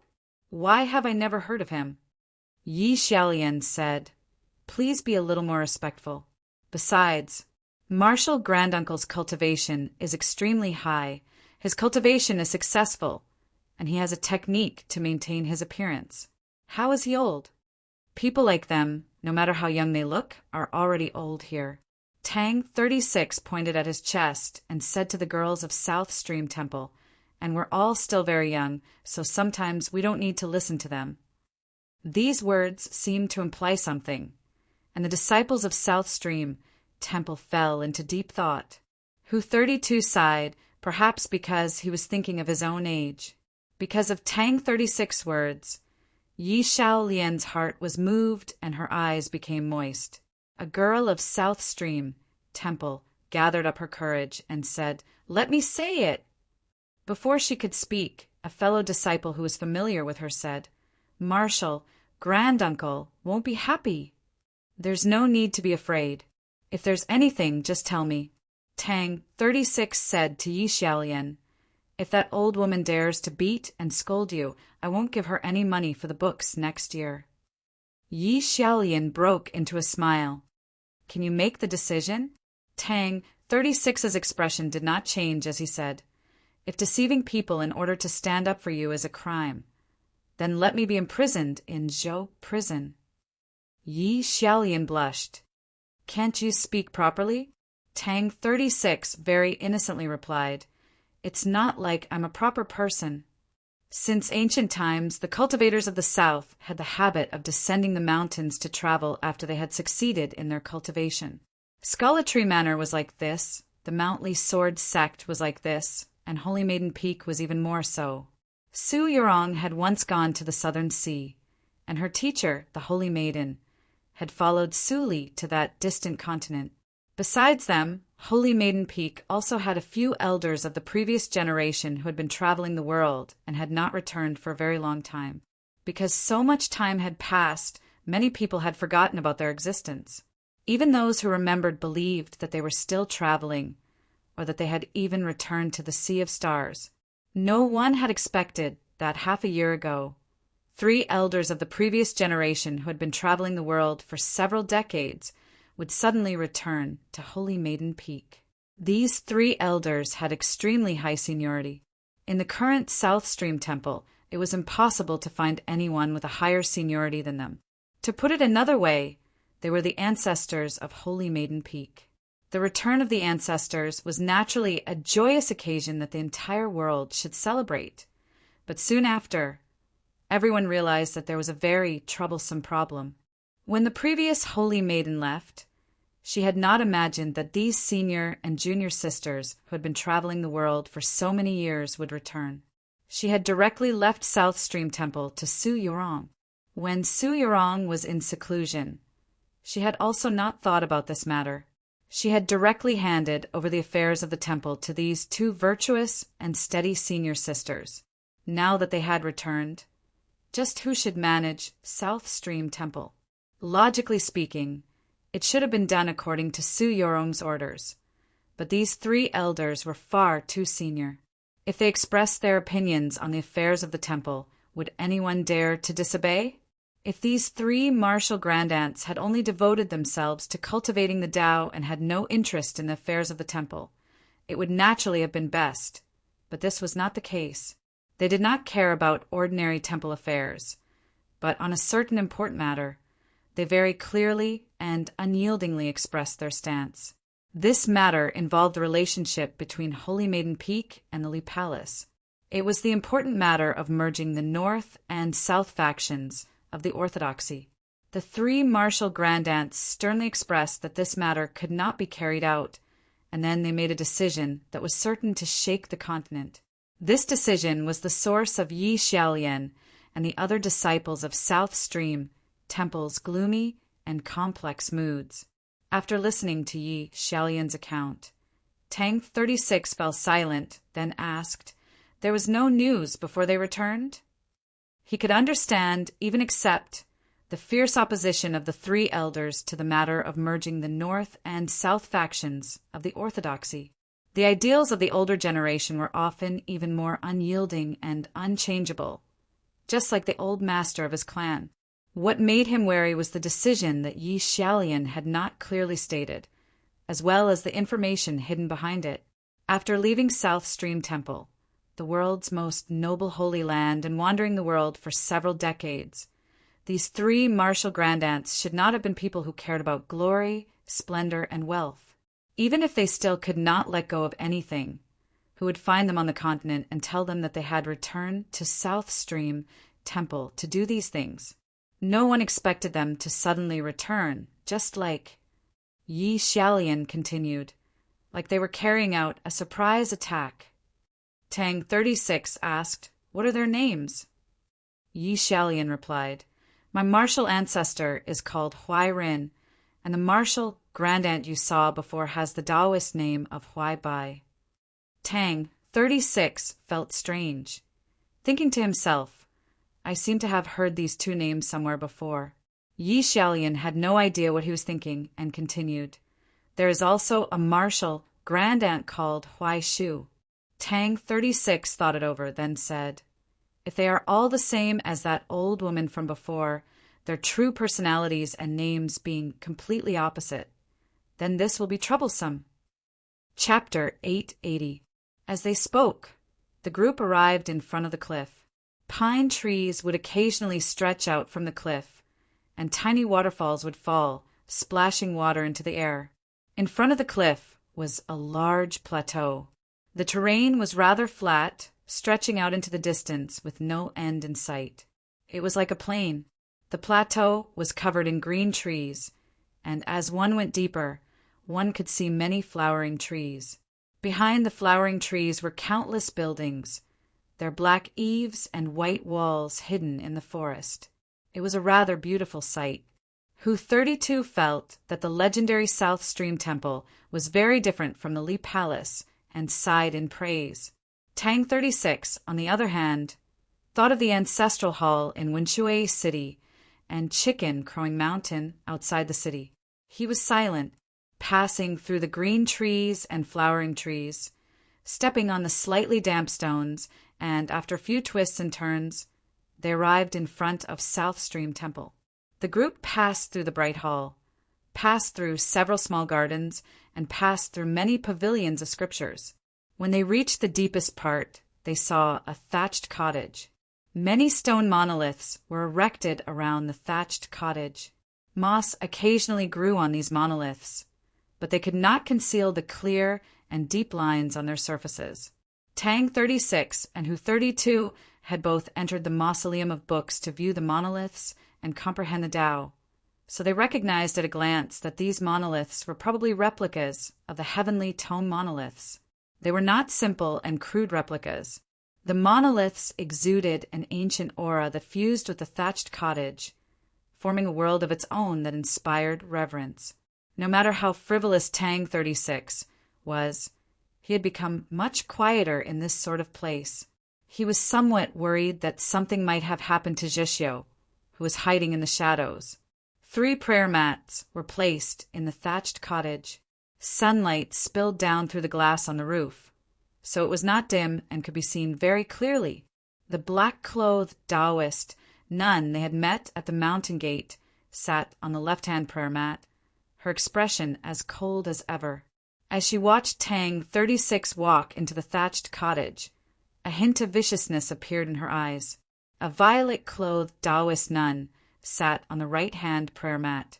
Her eyebrows were straight and thick, and her eyes were extremely unyielding.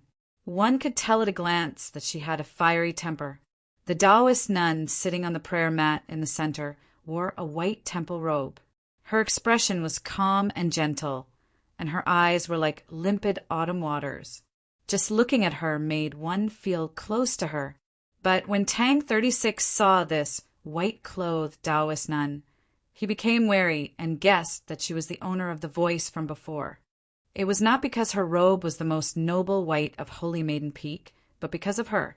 Yi Xiaolian softly said a few words to him, bowed to the 3 Taoist nun, and retreated to the back. Only then did Tang 36 realize that the purple-clothed Taoist nun was Huai Shu and the white-clothed Taoist nun was Huai Rin. With a gentle expression, Huai Rin said, "Master Tang and Bishop Hu, please sit." Tang 36 and Hu 32 sat on the prayer mats in the guest seats. Huai Rin looked at Tang 36 and said, "I wonder how the old master is?"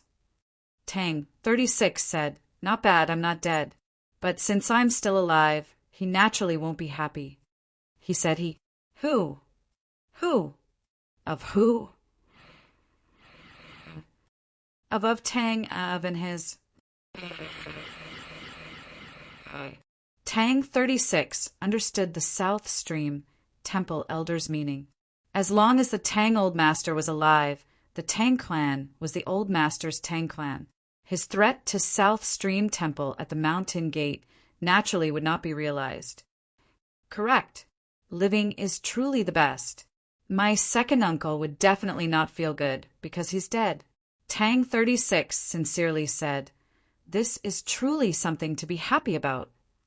Who in the world would be happy about the death of their uncle or elder? Even if everyone in the world knew of the problem between him and the Tang second master. Surely this was not the way to say it, right? Huai Shu's straight brows rose higher and higher, the anger on her face growing stronger and stronger. She had an explosive personality and abhorred evil. What she detested the most was those fellows who did not know their place and disregarded their elders. Huai Ren was still very calm, but there was an indescribable meaning in her eyes as she looked at Tang 36. She also understood Tang 36's meaning. Her previous words were to tell Tang 36 that he alone was not enough to threaten South Stream Temple. Tang 36's words were to tell her that the Tang second master was dead, that he had already won the war for the Tang clan's inheritance. The Tang clan truly still belonged to the Tang Old Master, but in the future it would still be his. A large portion of the money that South Stream Temple received every year was contributed by the Tang clan. This was not the crucial point. The crucial point was that South Stream Temple and its countless subordinate sects, as well as its land and businesses, were all largely tied to the Tang clan's business. Many sects did this. If they did not do business with the Tang clan, they would do business with the Qiushan clan, the Wu clan, and the Mutuo clan. Cultivating the Tao had always been a major business. Given South Stream Temple's status in the cultivation world, when they were choosing partners, they had naturally chosen the Tang clan with the best reputation and the longest history. Who could have expected that after so many years, the successor of the Tang clan would actually use their cooperation to threaten South Stream Temple? Huai Rin did not continue this topic with Tang 36. Instead, she asked, "What of young Master Tang's companion?" She was naturally asking about Jishio, which meant that South Stream Temple had always known of his existence. Perhaps there were still people watching him. Tang 36's skin was very thick. He calmly asked, "What did my lady say?" Huai Rin faintly smiled, unconcerned. Turning to Hu 32, she asked, "Might I ask where His Holiness the Pope is?" The disciples of the temple wished to receive His Holiness's teachings as quickly as possible. These words were very tactful and polite, but the way they were organized was not very clever, somewhat laughable. But she had clearly expressed her meaning. Although they were all members of the Orthodoxy, and the Pope had an even more revered status, It was still inappropriate for them to directly enter without being announced. Although Hu 32 was also very thick-skinned, he knew that this was not the time to act recklessly. He pointed in a certain direction outside the thatched cottage and said, "His Holiness should have gone to the summit." Behind this cliff was a mountain shrouded in mist, and a mountain could be faintly seen, Holy Maiden Peak. Upon hearing this, the Taoist nuns sitting on the prayer mats on the two sides paled, especially the violet-clothed Huai Shu, who angrily yelled, "Outrageous! The Holy Maiden is in seclusion, and this is a crucial moment. No one is allowed to disturb her, or else if she goes berserk, who will bear the responsibility? What does the Pope want to do?" Tang 36 replied he heard that there was a change in South Stream Temple. Worried about the Holy Maiden's safety, His Holiness traveled 1,000 li to visit without sleep, without food or rest. What's wrong with that? Huai Bai sneered. What change could there be in my South Stream Temple? The Holy Maiden's safety is naturally protected by us, so there's no need for outsiders to worry. Tang 36 asked, "I heard that Xiao Zhang came to Holy Maiden Peak a few days ago." Huai Ren raised her hand to indicate that her junior sister should not speak further.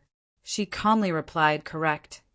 Tang 36 stared into her eyes and asked, why was he ultimately not able to enter the mountain gate?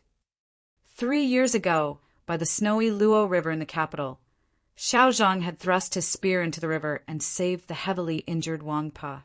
From that moment, whether Xiao Zhang was willing or not, the entire continent regarded him as a powerful ally of the orthodoxy and Qinchangxing. The imperial court had pursued him for 3 whole years precisely for this reason. At the end of his rope, he had come to Holy Maiden Peak to temporarily hide, but he had been driven out. Could it be that Holy Maiden Peak no longer viewed him as an ally of the Li Palace? Chapter 881. Huai Ren quietly looked at Tang 36 and did not answer. Tang 36 looked at her quietly and didn't speak. It was obvious that he wanted her to give him an answer right now. Huai Shu said in a low voice, "A madman like Xiao Zhang has killed countless people. How can we let him enter the mountain and taint our holy land?" Tang 36 really wanted to bring up Su Li. Su Li had killed countless people in his life, and the blood under his sword was even more than Xiao Zhang's. Would Holy Maiden Peak dare to expel him? Even your saintess left with him. Just as he was about to say these words, he swallowed them back down because these words were too harsh. If he didn't say them properly, he would fall out with them on the spot. He shook his head and unconcernedly said, "If I remember correctly, before the Holy Maiden entered seclusion, she decreed that all matters of South Stream Temple would be handled by Senior Sister Ping Xian and Senior Sister Yi Chen.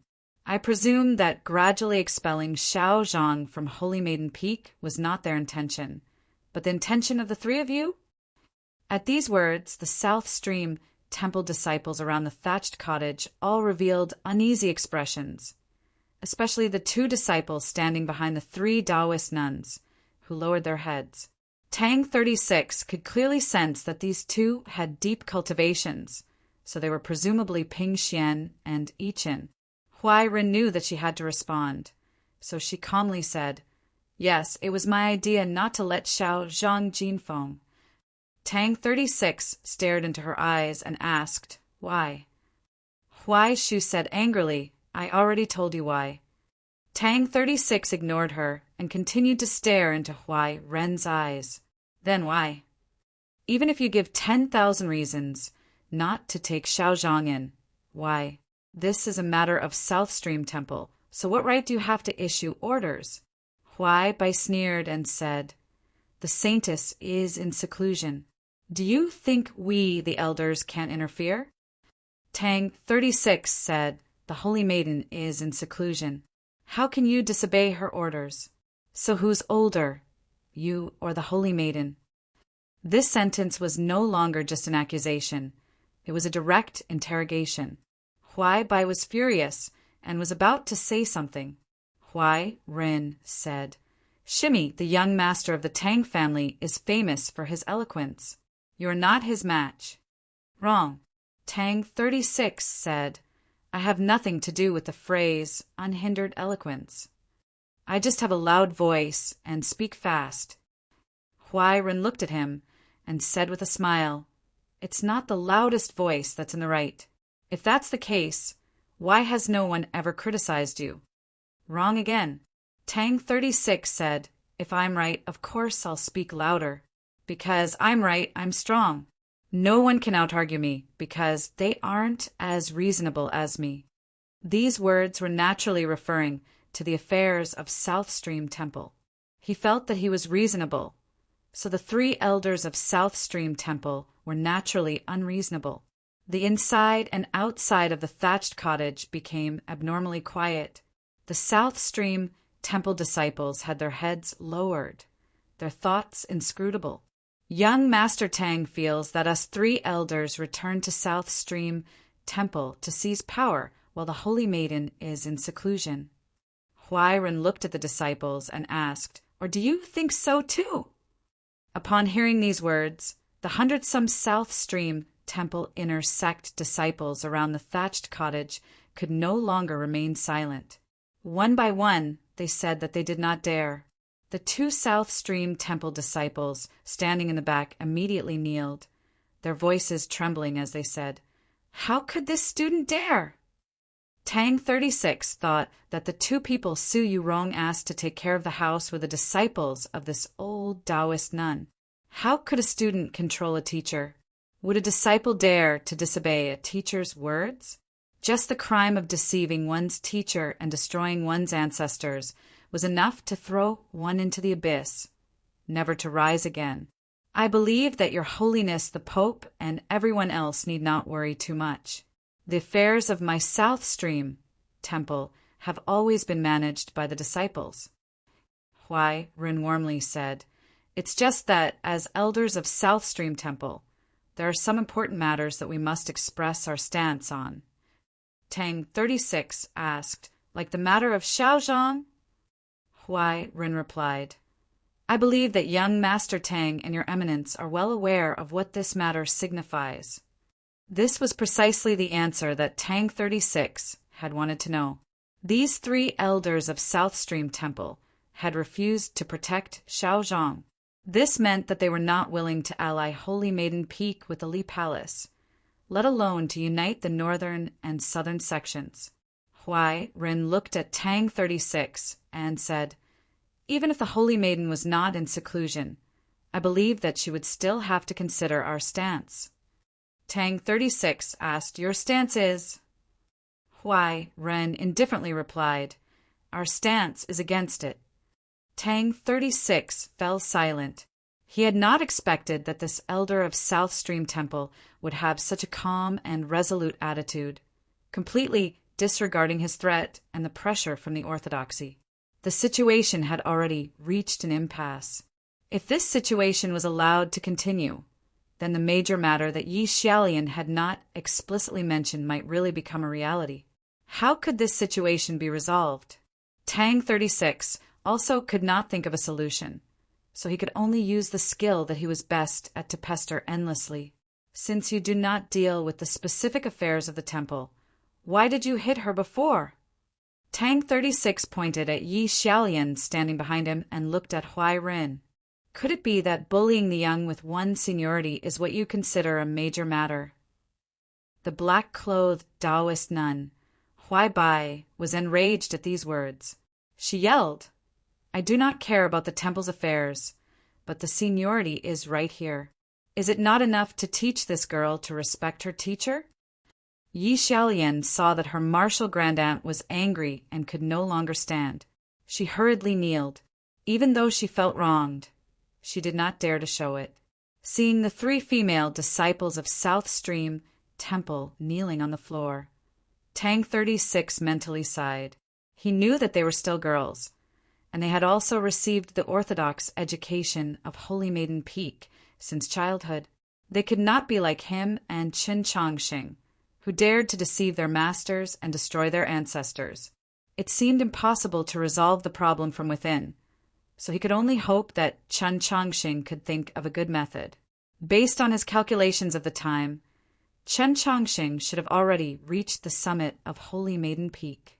It had already been a long time, but there was still no sign of activity. This meant that Su Yorong, who was in seclusion in her dwelling, should be fine, so he should quickly show himself.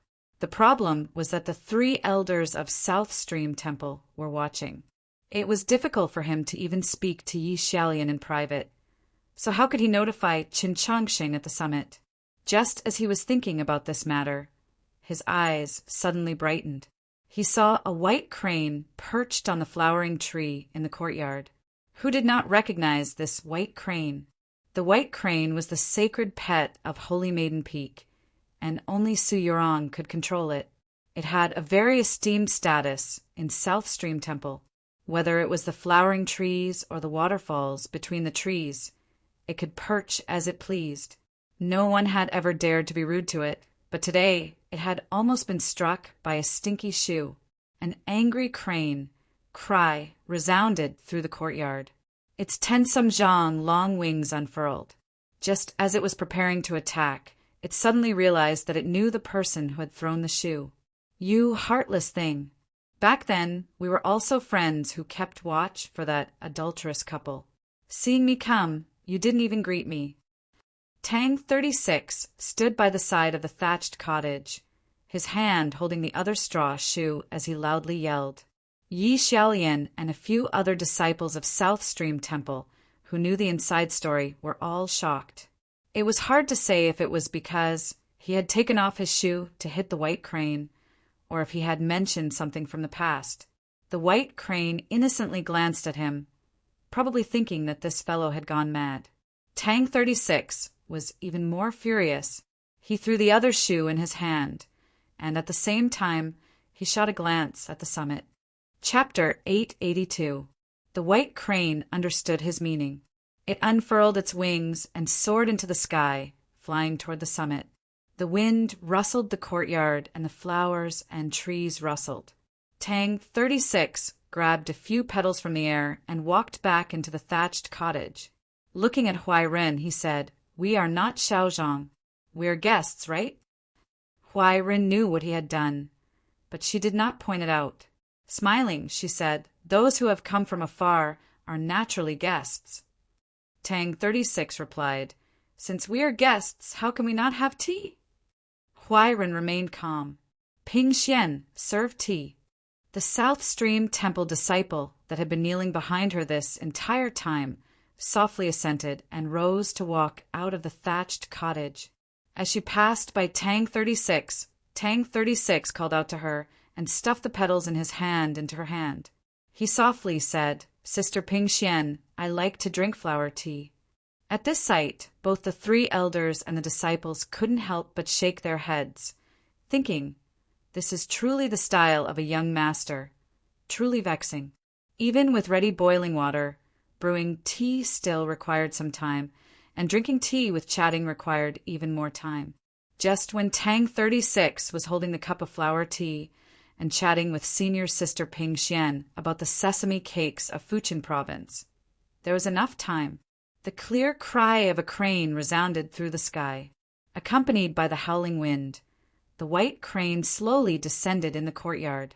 The South Stream Temple disciples saw that there was someone on the crane and couldn't help but be shocked, thinking, could the Holy Maiden have come out of seclusion early? The one riding the crane was not Su Yorong, but a young man. Upon seeing this young man, Yi Xiaolian and many other South Stream Temple disciples prostrated. Some of the South Stream Temple disciples who had never been to Mount Han or the capital were shocked at who could ride the Holy Maiden's white crane. But upon seeing this sight and recalling the words their senior and junior sisters had once said, they came to their senses and hurriedly bowed, paying respects to His Holiness the Pope. Chen Chongqing nodded. After exchanging a few words with Yi Xiaolian and those South Stream Temple disciples he was familiar with, he walked toward the thatched cottage. Huai Ren and the other 2 elders of South Stream Temple had already stood up and were quietly waiting outside the thatched cottage. Chen Chongqing apologetically said, "Entering uninvited truly was inappropriate, but I was worried." I ask that you forgive me. Why? Rin calmly replied. Presumably, His Holiness the Pope has some misunderstanding. He believes that South Stream Temple is an internal strife and is worried about the Holy Maiden's safety, so he went straight to the summit. At the very beginning, Chen Changsheng indeed thought so, but now it was not convenient for him to directly admit this. Huai Ren continued. But South Stream Temple is just about to announce a major event to the world. Your Holiness, the Pope's timely appearance adds even more glory. Thank you for coming.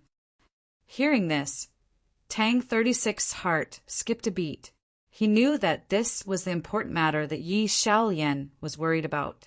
Chun Changsheng's expression turned serious and asked, "What is it?" Huai Ren's expression was extremely calm, as if she was narrating a very ordinary and trivial matter. South Stream Temple is preparing to close after the new year. At these words, Ping Xian, Yi Ji, and the other second-generation disciples of South Stream Temple trembled. They turned to Huai Ren, wanting to say something, but ultimately decided against it. Yi Xiaolian and the other disciples of South Stream Temple revealed expressions of unwillingness, but they could not make a sound. When Chen Changsheng first heard the sentence, he didn't quite understand. Wasn't Su Yurong currently in seclusion in her cave abode? Who was closing the temple? Then he recalled a passage from the South Altar's bibliography that he had read when he was young. South Stream Temple had 3 kinds of closing. If a cultivator of South Stream Temple was in seclusion, it could be called closing the temple. The entire South Stream Temple could also close the temple. The meaning was similar to that of a cultivator in seclusion, and it still took on the word closing. From the day the temple closed, South Stream Temple would no longer communicate with the outside world. Holy Maiden Peak's sealing array had been activated, so it could be said to be cut off from the world. By closing the temple, does Your Holiness mean that South Stream Temple will be cut off from the world? Qin Changsheng looked into Huai Ren's eyes and asked. Huai Ren seemed not to sense the emotion in his eyes and calmly replied, "Correct." The thatched cottage was silent, and no one spoke for a very long time. Chun Changsheng walked to the door and gazed at the beautiful scenery in front of the cliff. He asked how long. Huai Ren walked behind him and softly said, 10 years. At these words, the mood of the South Stream Temple disciples was as gloomy as before. It was clear that they already knew. 10 years. Chun Changsheng muttered to himself. The lifespan of cultivators far surpassed that of ordinary people. It was very normal for them to live for 200 or 300 years. Those cultivators of profound cultivation could even live for 600 years, up to 1,000. To such a long life of cultivation, 10 years was a very short period of time. Beauties might not grow old, and the world would still not see white hair. But 10 years of isolation from the world was still a very difficult matter for these young girls of South Stream Temple to accept. They could only see the clouds above Holy Maiden Peak, but not the clouds outside. They could only see the flowering trees on the plateau, but not the flowering trees outside. They could only see themselves and could no longer see the people outside. If one did not think about these things, then to Chun Changsheng, if South Stream Temple closed for 10 years, it would mean that the Li Palace would lose its strongest ally for 10 years. Back in Fengyang City, Xiaozhang had said that he had encountered a diplomatic mission from the imperial court. He had not understood why, but now he finally understood. Who was most willing to see South Stream Temple close for 10 years? Of course, it was his teacher Shang Xingzhou and everyone else in the great Zhou imperial court. The Prince of Xiang and Wu Qiongbai, 2 experts of the divine domain, had personally led the diplomatic mission to ensure that this matter would proceed smoothly. Based on this, it was assuredly related to Shang Xingzhou and the imperial court that these 3 Taoist nuns, who were elders of South Stream Temple, had returned from their travels and forcefully demanded that South Stream Temple close. At this thought, he glanced at Hu 32, thinking, why has the Orthodoxy not received any news of such a major event in South Stream Temple? Hu 32 imperceptibly shook his head and used his eyes to indicate that he would immediately investigate. These were all matters for later. The most important thing right now was how to persuade these 3 martial grandaunts of South Stream Temple to change their minds. Can we speak in private? Qin Chang Sheng asked Huai Rin. Huai Rin replied, Everything is as your holiness wishes. The sun was setting. Because the beautiful mountain range around the Tong River was very high, the sun very quickly touched the mountains, giving off the feeling of dusk. Qin Chang Sheng stood on the edge of the cliff, silently gazing at the distant setting sun, his thoughts inscrutable. Correct. It truly was the venerable Taoist who sent people to find us and then personally persuaded us, which is why we ended our travels early. Huai Rin stood at his side, her still very young and elegant face gilded by the setting sun, making her seem abnormally dignified and holy. To the disciples, being cut off from the world is naturally very difficult to accept, and I believe that the Holy Maiden would also not agree, but I still insisted on doing it. Huai Rin turned to him and calmly said, Your Holiness the Pope, Your Holiness should also know that closing the temple has 3 meanings. Cultivators closing the temple is to seclude themselves, and the temple itself closing the temple is to cut itself off from the world. But the original meaning of closing the temple was to reunite South Stream Temple with the Li Palace. If I do not want this final situation to occur, I can only choose the second.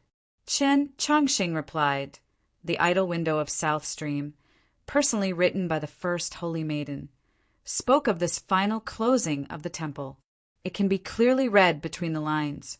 Although South Stream Temple was founded by her, she still hoped that the Orthodoxy could be unified once more. What Yurong and I wish to do is completely in line with her wishes. What is inappropriate about it? That was a matter from countless years ago. Time will always change many things. South Stream Temple now has its own legacy. So why should it sever its legacy and become one with the Li Palace?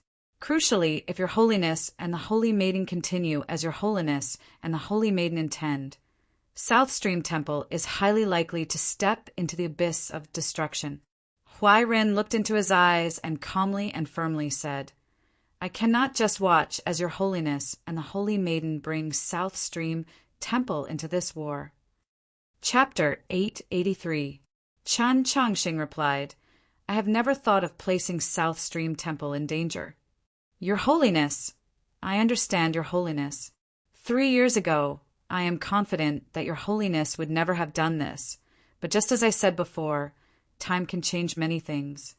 Huai Rin sighed. Your Holiness of 3 years is already different. If so many people had not died that night in the mountains, if Ling Haizhuang had not gone to the Mount Song Army headquarters, if Your Holiness had not gone to Winshui City, if Your Holiness had not stood at my side, I might have believed Your Holiness, but not now. The entire continent knows what Your Holiness wants to do. From the Mount Song Army headquarters to Winshui City, Your Holiness wanted to win over the venerable Taoist and the imperial court's reinforcements from outside the capital. Your Holiness even succeeded in changing the Tang clan's attitude. So how could Your Holiness let Holy Maiden Peak go? Did Your Holiness ever wonder why everyone knew what Your Holiness wanted to do, but the venerable Taoist did not stop Your Holiness? Because he did not need to care, because when you attempted to chop off those arms of his gaze had already fallen here several years ago on Holy Maiden Peak, which should have been Your Holiness's strongest external aid. Qin Changxing calmly listened, saying nothing. A student rebelled and failed in 100 years. Even if Your Holiness persisted to the end, the human world would split and the demons would take advantage of the chaos to invade the south. At that time, how would Your Holiness face the destitute and miserable believers? How would Your Holiness face the bones by the side of the road? How would Your Holiness face the generations of popes of the Orthodoxy? Give up. In the capital, I spoke with the venerable Taoist. He promised me that as long as Your Holiness is willing to give up the position of Pope, You can cultivate as you please in South Stream Temple or Mountley. Your safety will be guaranteed. Huai Ren looked at him with the gaze of a senior looking at a junior, wanting to hear the answer she was waiting for. Chen Chongqing calmly replied, I cannot agree to this request. Huai Ren appeared somewhat disappointed and said, Why must you go against your own teacher?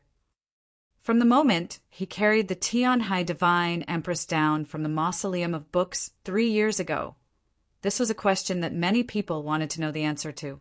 Ling Haijiwang, Taoist Siyuan, the Tsong Province Army Headquarters, and even the Mountley Sword Sect all had reasons to be wary and even hostile to the imperial court and Shang Xingzhou, but he did not.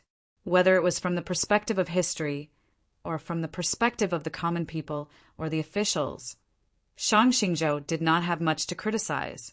Before and after the coup of the Mausoleum of Books, he had used very formidable methods, but anyone who wanted to accomplish great things would do the same. He had indeed used Zhou Tong, but when Zhou Tong died, he had issued an imperial edict listing out more than 10 of Zhou Tong's crimes. If a war was to break out between them, Chen Chongqing couldn't say that he was standing on the side of justice, no matter what. Back then, he had said to his martial uncle the Pope that his teacher would not let him live, so he had to oppose him. Now, with the passage of time, many things had changed, but he knew that this matter had not changed. The battle that night in the snowy mountains and the ruined lake garden were the clearest evidence. If it was just this reason, then he had no right, much less the right, to drag the entire orthodoxy, the Mount Song Army Headquarters, the Tsong Province Army Headquarters, the Tang Clan, the Mountley Sword Sect, Holy Maiden Peak, and even the entire continent into this assuredly bitter war. Just as Huai Ren had said, even if he was the Pope, the most powerful person on the continent. Chen Chongqing was naturally not willing to see this sight, but he knew that if he did not want this sight to truly occur, he had to prepare himself for it to truly occur. Retreat and compromise could not obtain true peace. It was surrender. This was a truth that the humans and demons had only arrived at after so many years of war, and it now seemed that many people had forgotten it. He was now the Pope, so he had to bear the corresponding responsibility for the orthodoxy and even the entire human world. If that's what everyone thinks of me, then everyone is wrong. In the distant plains, the lines drawn by the Tong River grew darker and darker. Chen Chongqing looked in that direction and calmly said, I didn't do these things because I wanted to obtain supreme power, nor was it because I wanted to kill him for my own safety. Even though he wanted me dead so many times, I still didn't want to kill him. It was not because he was my master, but because I knew, just as you said, that if I wanted to kill him, the entire continent would fall into chaos. I did these things only to ensure that the orthodoxy had the ability to contend against the imperial court. Huai Ren asked, this being the case, why does Sir still want the orthodoxy to contend against the imperial court? Chen Chongqing replied, Martial uncle once said to me, kind-hearted people need to be even more vigilant. Vigilance requires the corresponding ability, or else it will become a joke. Huai Ren understood what he meant and sighed. Holy Maiden Peak is far away in the south, but the Li Palace is in the capital, very close to the Imperial Palace. We must bear this responsibility, just like when the Tianhai Divine Empress was in power. If not for martial uncle, no one knows how many roofs would have been flipped over by the tides of tyranny, how many innocent lives would have been lost. Chen Chongqing continued, the current imperial court needs a power that can keep it in check, and the venerable master needs an existence that can threaten him, or else the imperial court will act recklessly and master will become a monster. Martial uncle chose me to be pope precisely because he knew that only I could lead the people of the orthodoxy and play this role well. Huai Ren said, but Sir's current actions are no longer just vigilance. It's more like you're preparing to start a war. The Mount Song Army Headquarters and the Tang Clan are still only vigilance, or perhaps warning. Chen Chongqing continued, if the imperial court and master cannot correct their mistakes, I and the orthodoxy will correct them for them. Huairen asked. Sir's so-called correction is to kill and seize power? Qin Changsheng replied, killing is because people like Ning Shiwei, Zhu Yi, and Tian Haizhani deserve to die. The Tang's second master colluded with the demons, so he deserves to die even more. Seizing power is because the orthodoxy needs this power. More importantly, the imperial court and master have already proven that the people they chose do not have the right to wield this power. Huairen looked into his eyes and asked, then what if the imperial court continues to make mistakes? What if the venerable Taoist insists on these methods? Chen Changsheng was quiet for a very short while, then said, then I can only think of a way to overthrow his imperial court. Huairen softly sighed. In the end, we still return to this cruel old path. Chen Changsheng said, different paths might lead to the same destination, but the reasons for embarking on this journey are different. Huairen asked, if the final result is the same, is the reason important? There is a great difference between killing in self-defense and killing and robbing. This is very important. I must believe that I am correct. Chen Changsheng said something that he had not said in 3 years. Because I cultivate the Tao of following my heart. The sun had already set behind the mountains, but the vast sky of stars had still not completely revealed their true appearance. The mountains of the south welcomed their darkest hour. The flowering trees by the cliff gently swayed in the wind, seemingly surprised at why the scene had become so quiet. After some time, Huairen softly said, this is the Tao that Sir cultivates, Sir's war. Is it really necessary to drag in Holy Maiden Peak, which has been quiet for so many years? Chen Changsheng replied, I believe that this is a matter that Yurong and the disciples of South Stream Temple should decide. This chapter is very important. I wish everyone a happy holiday and a slow growth. Tonight we will go out to drink. Today is the end of this chapter. Chapter 884. Huairen couldn't convince Chen Changsheng. Similarly, Chen Changsheng had also failed to convince this martial granduncle of South Stream Temple. Huairen said, you should know very well that the Holy Maiden won't be able to come out in a short period of time. It could be 10 years, 20 years, or even longer. Qin Changsheng was indeed very clear. In the letter that Su Yurong wrote to him, she had already explained everything clearly. Holy Maiden Peak required a true Holy Maiden. Only this way could it maintain its sacred status in the Orthodoxy and the South. Similarly, the Orthodoxy needed a true Holy Maiden. Only this way could it have an even stronger right to speak in the confrontation with the imperial court. The South also needed a true Holy Maiden. Only then could it reverse the disadvantage it had over the northern experts of the divine domain after Su Li and the previous Holy Maiden left. If Chen Changsheng could enter the divine domain, he could resolve many problems. But he was the Pope required to lead the Orthodoxy and its millions of believers. The Holy Maiden Peak was far away in the southern heaven, so there weren't many matters to attend to. She had more time and energy than Chen Changsheng. Thus, Su Yurong decided to enter seclusion and attack that high threshold, striving to enter the divine domain as quickly as possible. In the records of history, the vast majority of cultivators that entered the divine domain required at least several hundred years of cultivation, like the Elder of Heavenly Secrets. Even those truly talented geniuses needed at least 100 years of bitter cultivation, like Bi Yanghong.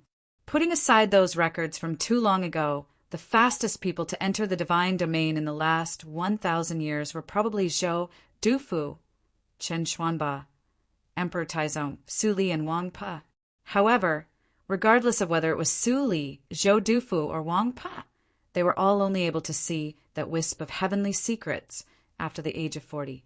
Even Chen Xuanba, who was rumored to be talented enough to shake the entire star sea, had to wait until he was 30 before he had a chance to cross that threshold.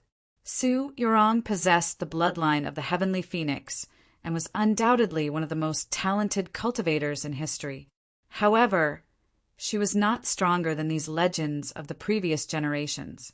Based on this calculation, even if she were like Chen Xuanba, her seclusion to break into the divine domain would require nearly 10 years before she could emerge.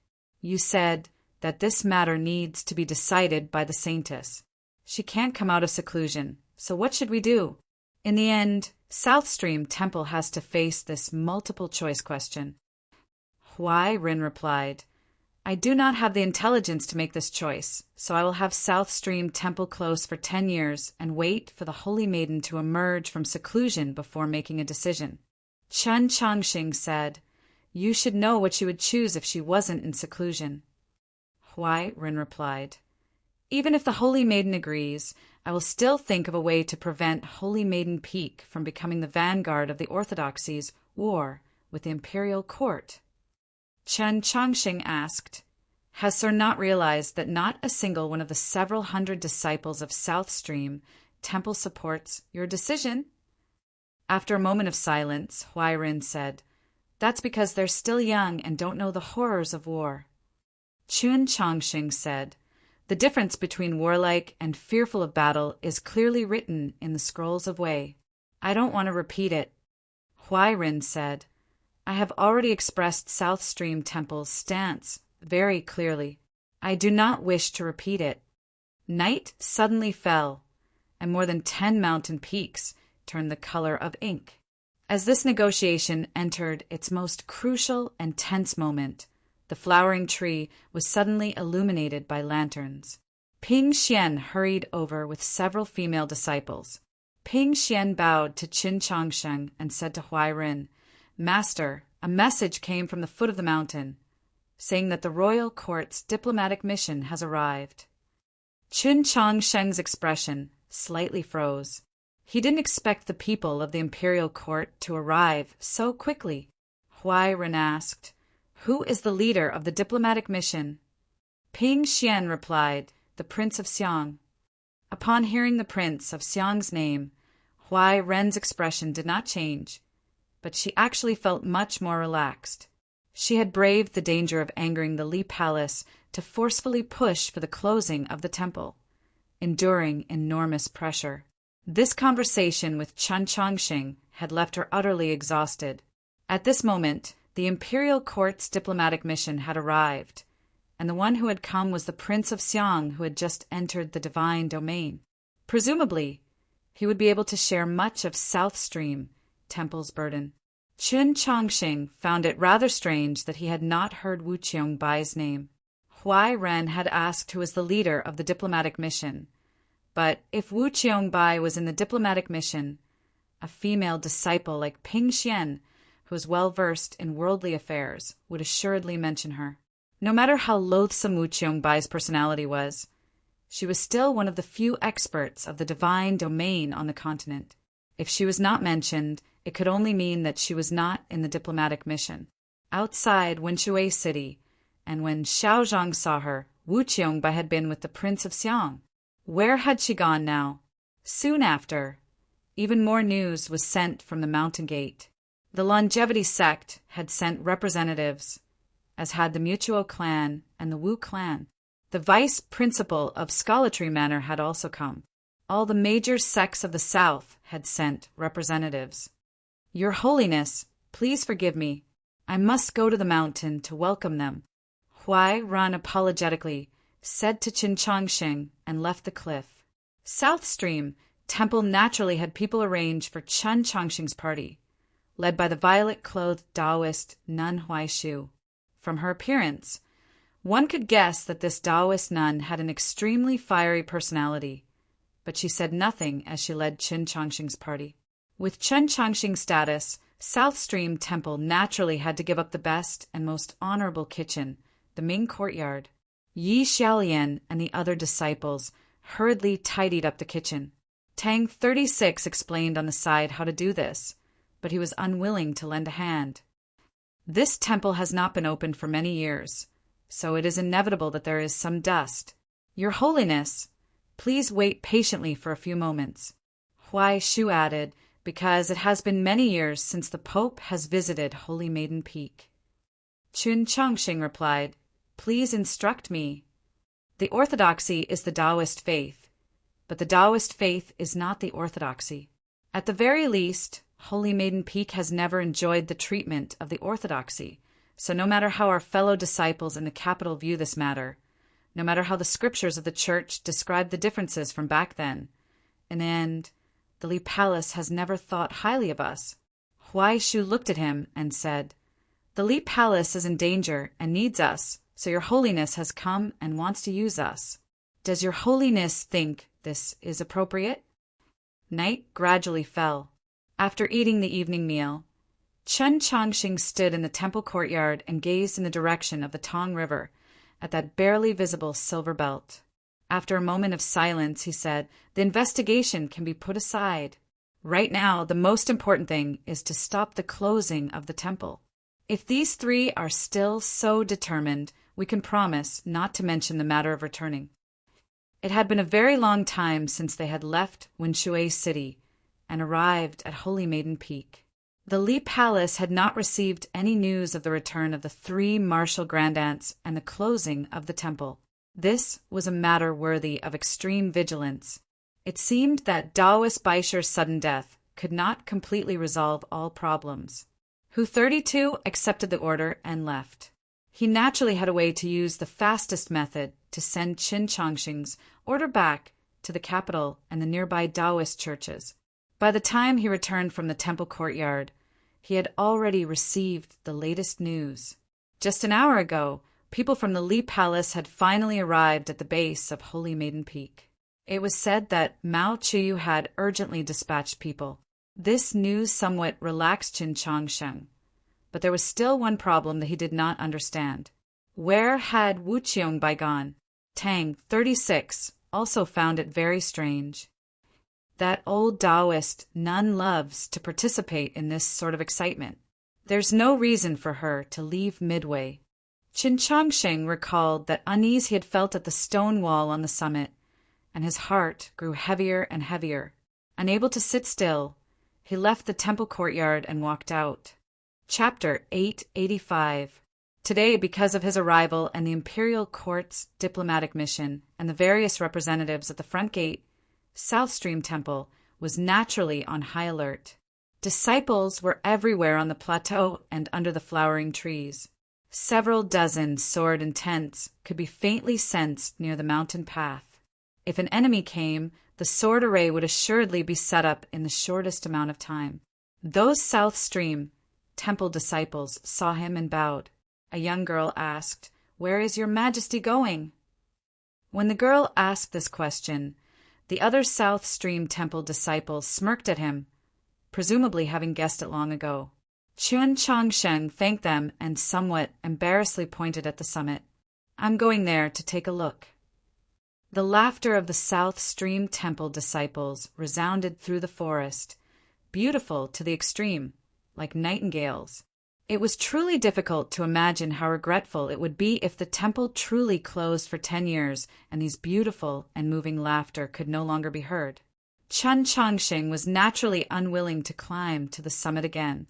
A wind stirred through the forest, causing the flowering trees to sway and their fragrance to fill the air. The white crane flapped its wings and quickly reached the summit. He walked to the stone wall and pulled back the vines. After a long period of silence, he still could not calm his mind, so he turned and left. The Luomei Mountains were formed from countless peaks, with Holy Maiden Peak being the highest. The summit was closest to the night sky, and the sky was filled with stars so bright that it was somewhat dazzling. He had once gone to that lonely peak in the cloud grave and reached a very high place, but at the time he had been surrounded by clouds and mist. He had never seen such bright stars. The starlight enveloped the summit like water, clearly illuminating the lines on the monoliths. Qin Changsheng looked at the monolith inscriptions and compared them to the ones in the mausoleum of books, faintly comprehending them. Time slowly passed, and the starry night was serene. He awoke from his meditation and walked to the cliff, glancing at the distant base of the mountain. There were countless lanterns there, also like stars, though much dimmer. Presumably, They were the representatives of the imperial court's diplomatic mission and the noble clans and sections. Was South Stream Temple really going to be cut off from the world for 10 years? Having just seen the heavenly tome monoliths and interacted with the wisdom of the first holy maiden, he had no time to ponder these questions. Instead, he took out a book related to the temple sword and began to read. Just like in the afternoon, a fierce sword intent gradually appeared on the cliff. This sword intent was born from his fingers and fell upon the distant starry sky and the mortal world. The Tong River rose from the depths of the Luomei Mountains, flowed past Holy Maiden Peak, and converged into the River of Hatred. It then continued west, cleaving through mountains and entering a valley. In a gorge around 20 li from Fengyang City, the river surged and thundered. There was a reef in the middle of the river. 2 people suddenly fell from it. No matter how terrifying the current was, it was nothing in their eyes. This was because they were true experts who were qualified to ignore the power of heaven and earth, and also because they were extremely anxious and nervous at this moment. One of them was a Taoist nun dressed in a deep blue Taoist robe. Her eyes were slightly sunken and lifeless, and her cheeks were pale, her usual viciousness nowhere to be seen. It was Wu Qiongbai. Byonghong was still dressed like a scholar. His usually composed and indifferent expression was now exceptionally grave, a faint hint of pain. It can't be true, it can't be true. Xian must have been mischievous and accidentally damaged it. Wu Qiongbai muttered to herself, her face growing paler and paler, her eyes growing dimmer and dimmer, because she could not deceive herself. Byonghong's gaze suddenly fell on a certain place in the river. His pupils constricted and a harsh light appeared in his eyes. The little red flower suspended on his pinky finger flew through the air. With a boom, the river water was thrown into the air like a waterfall into the night sky. An unimaginable energy forcefully broke through the surface of the water, forming a hole about half a zhang in circumference that reached the mud at the bottom of the river. Wu Qiongbai shrieked and rushed toward the hole. She hovered 3 feet above the water and looked down. With just a glance, she almost fainted. If not for Byonghong's timely arrival, she would have fallen into the water. The bottom of the hole was covered in mud. If one looked at it with the naked eye, there would be nothing unusual about it. However, with Wu Qiongbai and Byonghong's cultivation levels and the connection of their bloodlines, they naturally noticed a problem. There were some extremely fine ice crystals left in the mud, and most importantly, there was still an extremely faint aura remaining. This qi was precisely the soul brand that Wu Qiongbai and Byonghong had personally planted in Tianxin's Sea of Consciousness before he left to adventure. Wu Qiongbai sensed that qi growing fainter and fainter.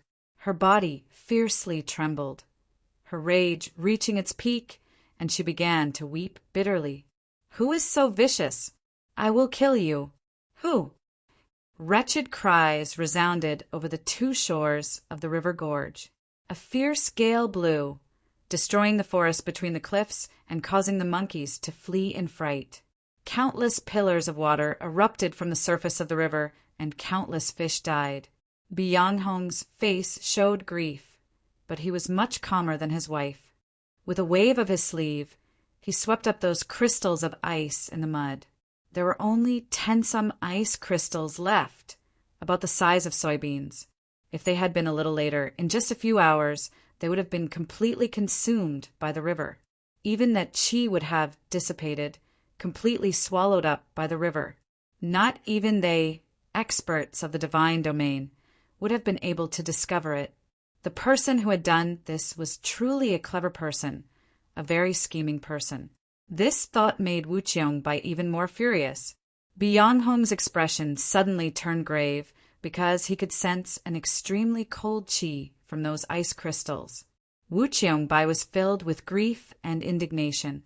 She had sensed it a little later, and her expression suddenly changed. Her eyes became filled with hatred, wanting to devour someone. Black Dragon, Chun Changsheng.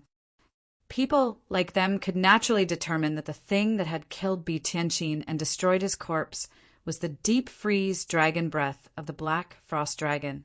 The entire world knew that the dragon race had not set foot on the continent for 1,000 years. And only the truly powerful figures knew that the only dragon left in the world was the current Pope's protector, the black frost dragon that had been imprisoned beneath New North Bridge for 600 some years.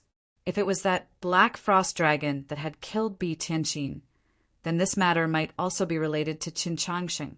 After a moment of silence, Bian Hong said, "Wait here. I will go investigate a bit more." As he spoke, he left the river and went to a certain place in the gorge. He woke up a fisherman and inquired about what had happened during the day. One fisherman did not know, so he woke up another.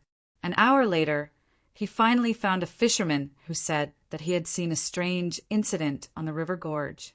A monster with a pair of green wings flew up from the river with a person in its grasp.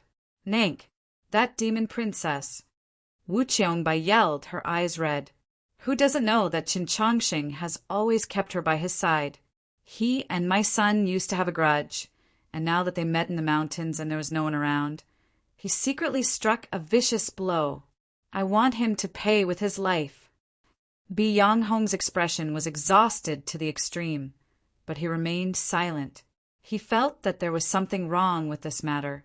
This was a gorge and river far away from the bustling world. So why had his son run into Qin Changsheng's party? In terms of probability, this was a little too small. After a while, he brought Wu Qiongbai to Fengyang City and learned that there would be a tea party tomorrow, as well as what had happened during the day. Xiao Zhang had come. Qin Changsheng truly had come. Chapter 886. Xiner likes the way of tea, so I came here. Wu Qiongbai stared into Bian Hong's eyes like she was looking at an enemy. She viciously said, "What else do you want to investigate? What other evidence do you want? Or are you still not willing to believe that the Pope you admire killed your son? Or are you simply too afraid to take revenge for your son? So you're desperately trying to explain things for him?" Bian Hong still said nothing. He turned and walked into a restaurant by the river. He knew that his son had once stayed here for a period of time. He wanted to know what had happened here. But alas, he had no way of asking anyone, because the restaurant was filled with dead people. He quickly left the restaurant. Relying on the heavenly secrets he had forcefully deduced, he found his target on a tea ship. That person did not give him a chance to ask questions. He watched from a distance as Bian Hong flew through the air and consumed poison to commit suicide, a miserable, despairing, and bizarre smile on his face. Bian Hong recognized this person, Priest Xian of the Hall of Announcements. This person had played an important role in the revival of the Orthodox Academy in the capital. Bian Hong remained silent as he gazed at Priest Xian's corpse. Wu Qiongbai angrily yelled, "What are you waiting for? Hurry up and kill Qin Changsheng." Bian Hong was quiet for a very long time, then said, "Qin Changsheng is the Pope." "So what if he's the Pope? Are you afraid?" Wu Qiongbai wailed, "I'm not afraid. I want to kill that black dragon. I want to pull out her tendons, flay her skin." South Stream Temple was going to close itself for 10 years, cut off from the world. This news was certain to shake the entire continent, though it had not yet spread very far. The imperial court's diplomatic mission and the sects and clans that had come to Holy Maiden Peak last night had all known of this matter. In order to help the 3 martial grand aunts of South Stream Temple resist the pressure from the orthodoxy, they had naturally made ample preparations. The imperial court's diplomatic mission respected the Prince of Xiang.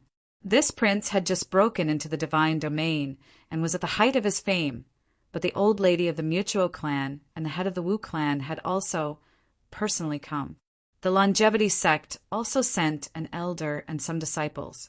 In addition to the Gentle Stream Temple, the Crying Water Monastery, the Scorching Sun sect, and more than 30 other small sects, there were actually more than 1,000 people present. The Li Palace was too slow to react. They only had time to send a letter to the Taoist Church of the South to send an archbishop to represent them. Scalatry Manor was a bit closer to Mount Lee, so although they received the news a bit later, they arrived at the same time, so the situation was not too bad. Scalatry Manor sent out a vice principal, Zhonghui, and other disciples, but the Mount Lee sword sect master needed to stabilize his cultivation, and the experts of the sword hall needed to intimidate the demon experts on the northern frontier. The ones who came were Go Hanshi and a dozen or so disciples. Go Hanshi was only a second-generation disciple, but his temperament was calm, he was well-versed in the Taoist canon, his knowledge was profound, and his path of the sword was profound. Many people thought highly of him, especially since Qiu Shanjun had already disappeared for 5 years. Many people felt that he would become the future Mount Lee sword sect master. In the past few decades, Holy Maiden Peak had rarely been so lively. It could truly be called another grand occasion of the continent after the celebration of the confluence of the North and South. The location of the closing ceremony was not in front of South Stream Temple, but on the summit of another mountain. This mountain was extremely unique. The summit was a flat stone surface, as smooth as a mirror and extremely wide. It could hold several thousand people at the same time, but it was not crowded at all. It would only make those sects with fewer people appear even more conspicuous. For example, the Archbishop of the Southern Taoist Church that had hurried over in the wee hours of this morning, as well as the several priests accompanying him. The Lee Palace and Holy Maiden Peak were both part of the orthodoxy, but only a few people had come for such a grand occasion. Many people could see that there was a problem. Whether it was the imperial court's edict or private discussions, the closing of South Stream Temple clearly excluded the Lee Palace. The 3 martial grand aunts of South Stream Temple and the imperial court's diplomatic mission had initially explained to everyone that the Pope was not in the Lee Palace, so it was difficult for them to promptly ask for instructions. Everyone knew that this was just an excuse. The problem was that not a single important figure of the Lee Palace had appeared. What was going on? As he gazed at the distant mountain path, shrouded in mist, Go Hanshi fell silent for a few moments, then said to his junior brothers, "It seems that today's matter cannot be reversed." These words caused the Mount Lee sword sect disciples to turn rather unsightly. Mount Lee was not far from Holy Maiden Peak, and a few of the cliffs were even separated by a river. The disciples of the two sects were usually very familiar with each other, addressing each other as fellow disciples. Now that they knew that their senior and junior sisters would be cut off from the world for 10 years, even though their hearts of the sword were as clean as a wash, they still couldn't help but feel perplexed. Everyone, like Go Hanshi, believed that the closing of South Stream Temple could not be changed.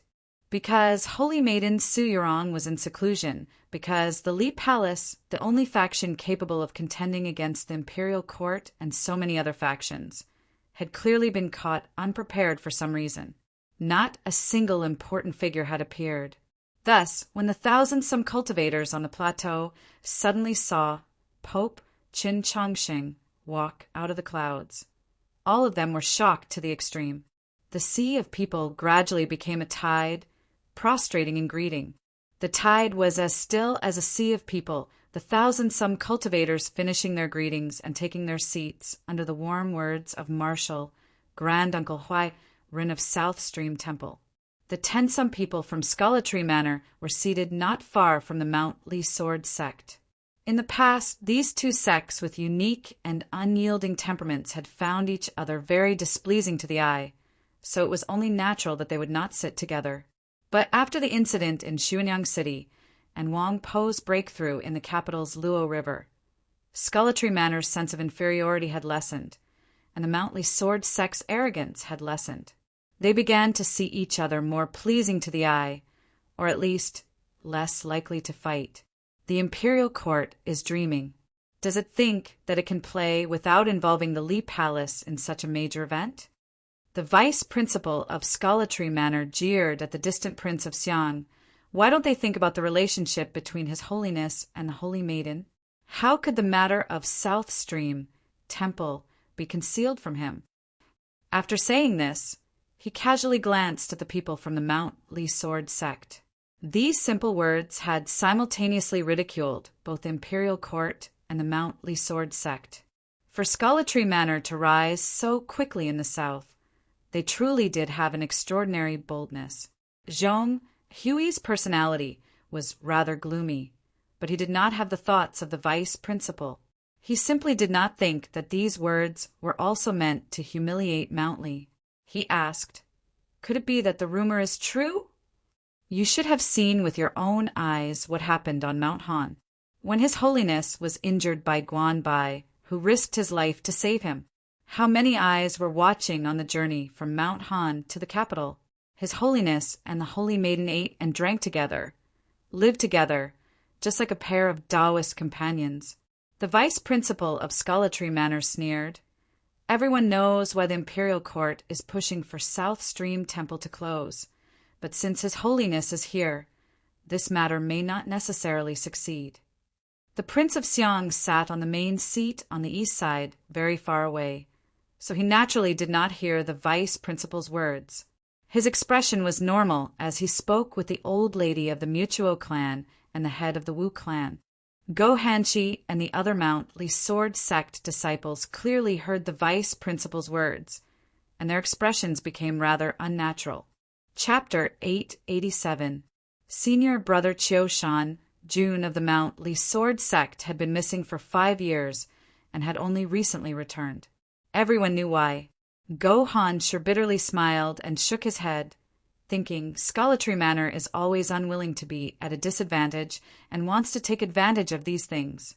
How are they even the slightest bit like Wangpa? At this moment, he sensed that someone was looking at him and looked over. After a momentary pause, he smiled and bowed to the other party. Chun Chongqing smiled and returned the bow. Speaking of which, he and Go Hanshi had not seen each other for almost 4 years and would occasionally miss each other. South Stream Temple revered the south, so he sat on the high platform to the south, 10 samjang away from the Mount Lisord sect disciples, but it was not convenient for him to get up and go over. He looked at the rather simple-looking youth next to Go Hanshi and curiously asked with his eyes. The other Mount Lisord sect disciples stood behind Go Hanshi, only that youth sat next to him. It was clear that his status in the sect was not low. Go Hanshi motioned for the youth to stand up and introduced 6th junior brother by Kai. Chun Chongsheng finally realized that this was the only one of the divine state's 7 laws that he had never seen before. He warmly smiled and nodded in greeting. Bai Kai, however, held his head high, his face stubborn and aloof. He paid no attention to him, and even Go Hanshi's increasingly solemn gaze could not make him lower his head. Chun Chongsheng was somewhat confused, but he soon realized what was going on and felt very helpless. He suddenly felt that the name Bai Kai was rather familiar, and then he remembered that fellow's alias was Luo Bu, and he felt even more helpless. Radish Bai Kai, that fellow was truly lazy, or rather, carefree. Chun Chongsheng was inconvenienced, but Tang 36 had never found anything inconvenienced in his life. He directly walked over to the Mount Lisord sect disciples. Seeing him walk over, the people from the various sects all stood up and bowed. Some knew who he was, while others were reminded by the people next to them. Tang 36 waved his hand, indicating that he understood. He walked up to Go Hanshi and asked, "Has that guy returned yet?" Go Hanshi knew that he was asking about Guan Fei, Bai, and replied, "He just arrived 2 days ago." "That's right, congratulations." The Tang clan struggle for leadership and Tang 36's half-year imprisonment in the ancestral hall, as well as the events that followed, had already spread across the entire continent. Tang 36 said, "Who am I? How could these trivial matters trouble me?" Go Hanshi smiled but said nothing. Beside him, Bai Kai felt as if he had heard these words somewhere before. Although he hadn't heard them often, they had left a deep impression. "Martial granduncle's pet phrase," Go Hanshi said to him. Bai Kai was suddenly enlightened. He recalled the scene from several years ago when his martial granduncle had gathered all the disciples of Mount Li for a great assembly, and he couldn't help but repeatedly shake his head. Tang 36 said, "Don't misunderstand, I didn't learn from him. It's just that we have similar hobbies." Bai Kai jeered. Marshal Granduncle has the confidence to say these words. But if not for the protection of His Holiness the Pope, you would probably still be imprisoned. How is that not the same? Tang 36 raised his eyebrows and said, "It's my ability to have such a friend. To put it bluntly, who can see people better than me." This was naturally referring to how he met Chen Chongsheng at the Heavenly Tao Academy and then at the Plum Garden Inn. The next person to discover Chen Chongsheng's extraordinariness would be Luo Luo, followed by Gohan Shi. At the time, the disciples of the Mount Li Sword sect and the people of the Orthodox Academy were opponents, but Gohan Shi had never looked down on Chen Chongsheng. Gohan Shi naturally would not argue with him about whose eyes were better. Pointing at the stage, he said, "It's about to begin. Why aren't you going back? Are you trying to chase away a guest? After not seeing each other for 3 or 4 years, what's wrong with chatting a little more?"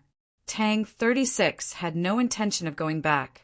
He took a chair from Scholatry Manor and sat down next to Gohan Shi. He used a very soft voice to say a few words to Gohan Shi. Not even Bai Kai heard. Gohan Shi's expression did not change as he calmly said, "I understand. You can go." Tang 36 knew that Gohan Shi was a true gentleman. Since he said he understood, he would naturally do it.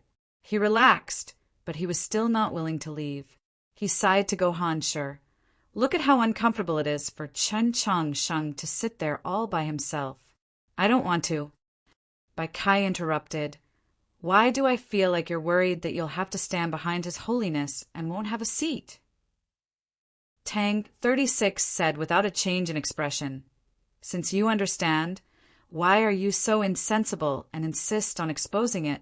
In this aspect, you really should learn from your second brother." Tang 36 naturally did not want to stand, but his sigh was not completely false. With the Pope present, the bishop of the Southern Taoist Church naturally could no longer remain seated. He had long since come over to serve on Hu 32's left and right, together with the 10-some priests accompanying him. Chen Chongsheng's figure on the platform did not seem too lonely, but rather lonely.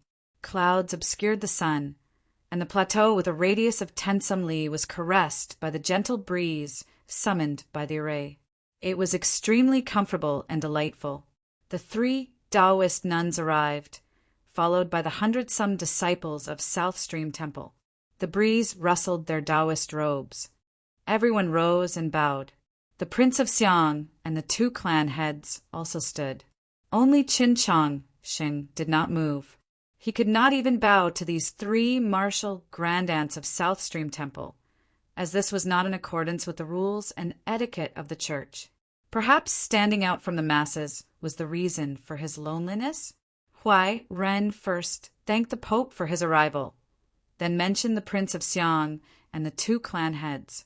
She also mentioned the various sects and monasteries, and only then did she begin to explain today's events.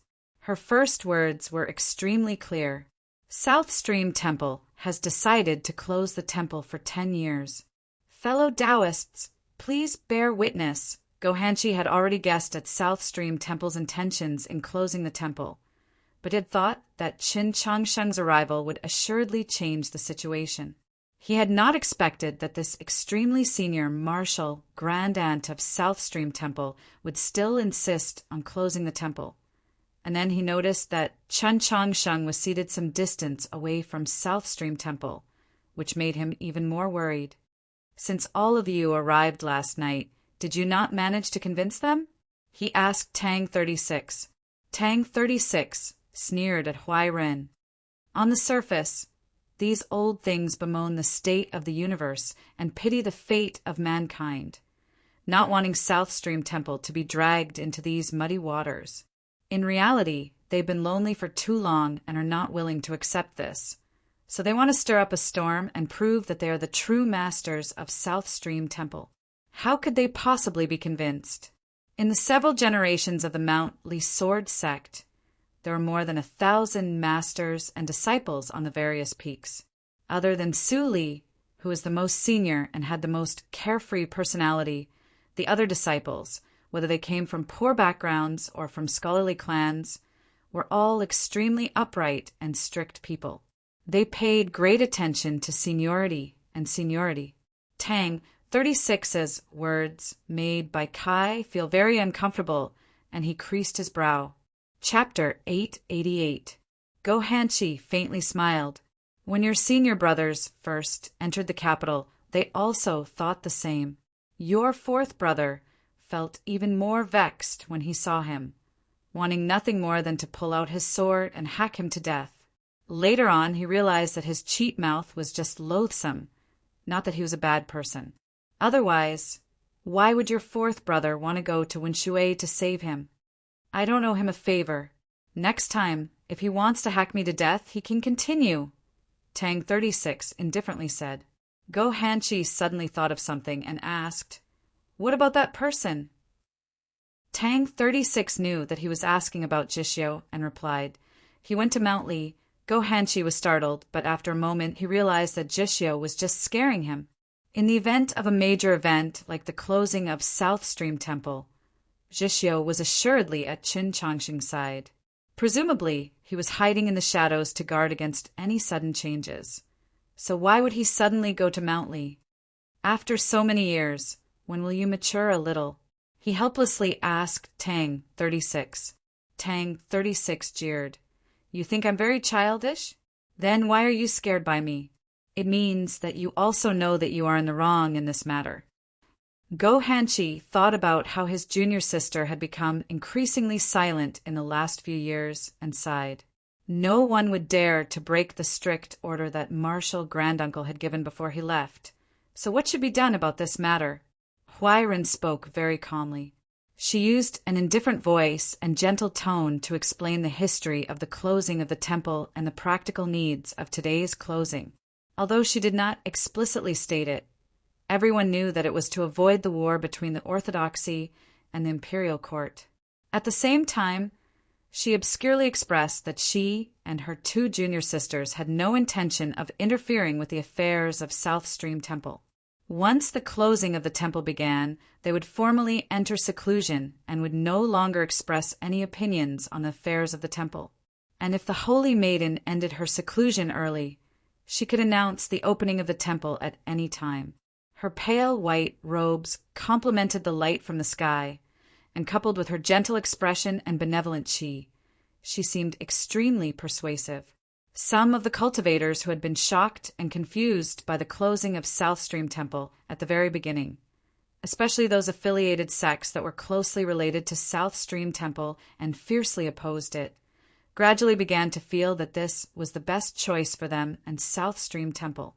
Following that, Taoist nun Huairen talked about the specific arrangements after the closing of the temple. Holy Maiden Peak was a holy land, the ancestral court of the Taoist sects of the South.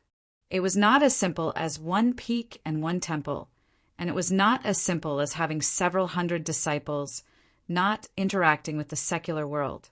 South Stream Temple governed countless subordinate sects, possessing countless industries and fields.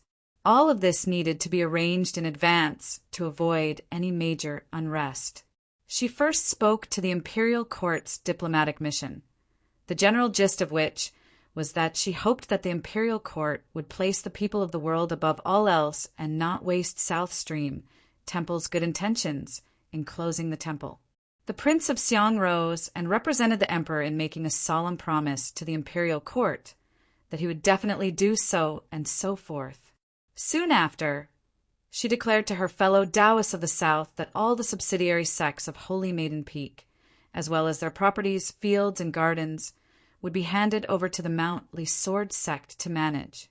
Go Hanshi was flabbergasted at these words, but he still stood up and nodded his head. He did not say anything else, because he knew that this matter would not end so simply. Do you have any objections to this arrangement? Taoist nun Huairen asked the longevity sect elder. The longevity sect had withered long ago, and this second-generation elder was one generation younger than Huairen and the other two Taoist nuns. However, The Longevity Sect and Holy Maiden Peak were both part of the ancestral court of the southern faction of the Taoist faith, so he had to at least ask for its opinion. Of course, there were no surprises. This second-generation elder of the Longevity Sect immediately expressed his agreement, not forgetting to offer a few words of praise. Go Hanshi said nothing. In the southern cultivation world, Holy Maiden Peak and the Longevity Sect reigned supreme. Not even the Mount Sword sect could say anything. Finally, Huai Rin turned to Qin Chongsheng. Qin Chongsheng was the pope, nominally representing the entire orthodoxy, the Taoist faith. The closing of South Stream Temple required his approval in name. But in the end, this was only a matter of name. Countless gazes also fell upon Qin Chongsheng. He was the pope, sitting at the highest place. He seemed high and lofty, but in reality he was rather lonely. He seemed very powerful, but he found it very difficult to stop all this, unless, before the orthodoxy and the imperial court went to war, they would first have to fight South Stream Temple. I wonder what what His Holiness the Pope will say, Bai Kai nervously said as he watched. Go Hanshi replied, in normal circumstances he won't speak. In front of others, he's never said much. Moreover, whenever Tang Tang is present, it's always Tang Tang who speaks. Just as expected, Tang 36 stood up and walked from the Mount Sword sect seating area to the center of the square. Countless gazes moved from Qin Chongsheng to him, but he seemed to feel nothing. He asked Huai Rin, "Your honorable surname?" Huai Rin calmly replied, "My Taoist name is Huai Ren." If Tang 36 wanted to find a breakthrough by infuriating her, she would not give this junior of the Tang clan a single chance.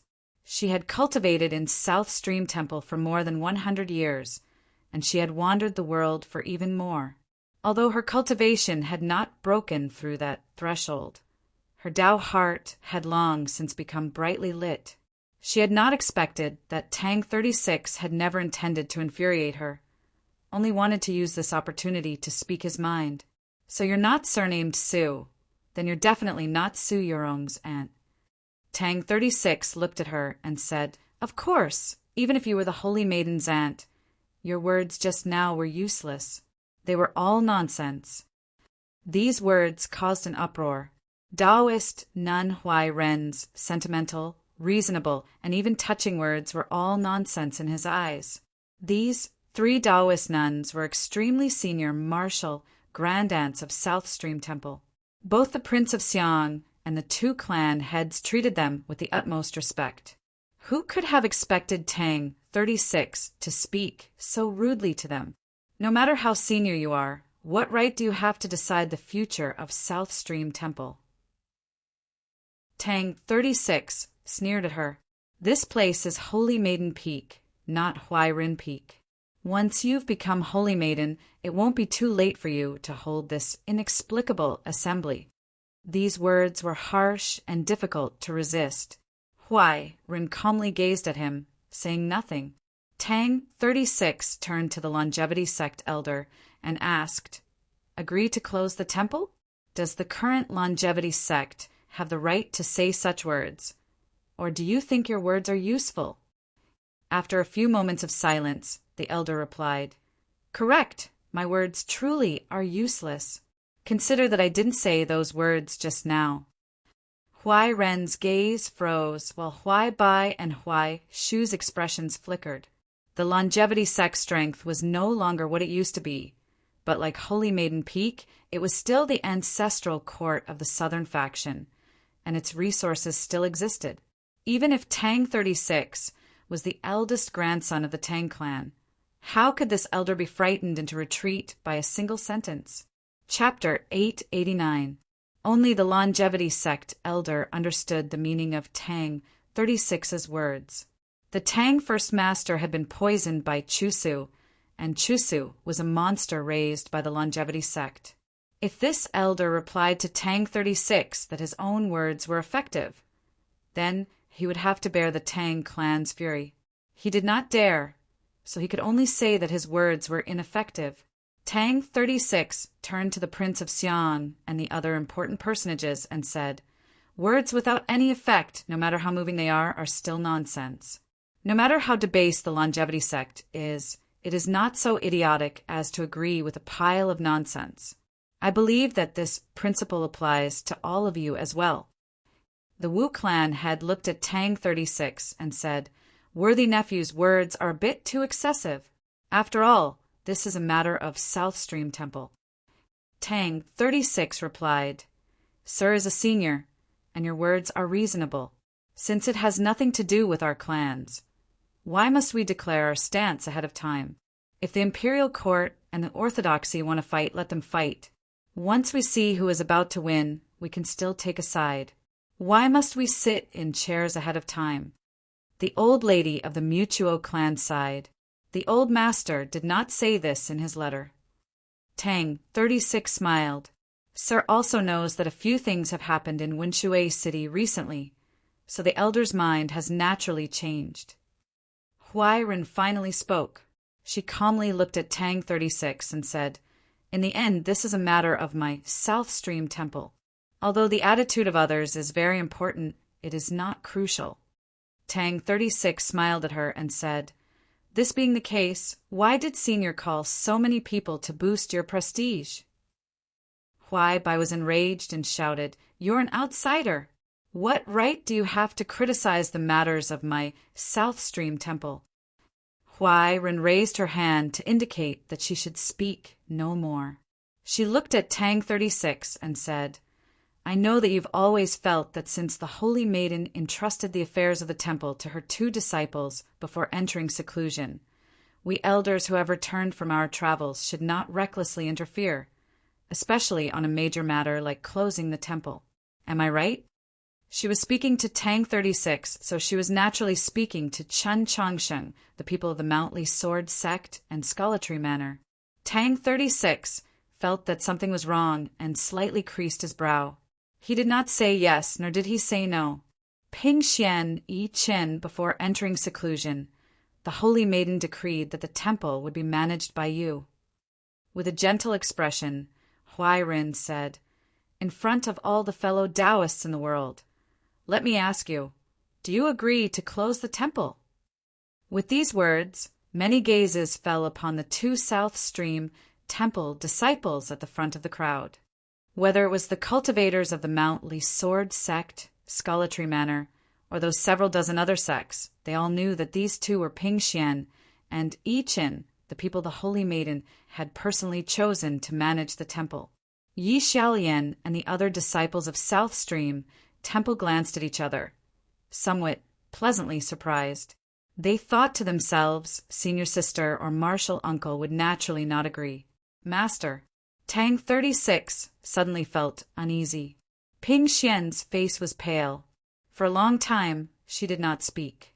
She thought of the long conversation she had with her Shifu Huairen last night, thought of the 1,000-year inheritance that her Shifu had talked about, the survival of the way of fasting, and thought of her Shifu's determination and courage to die for a just cause.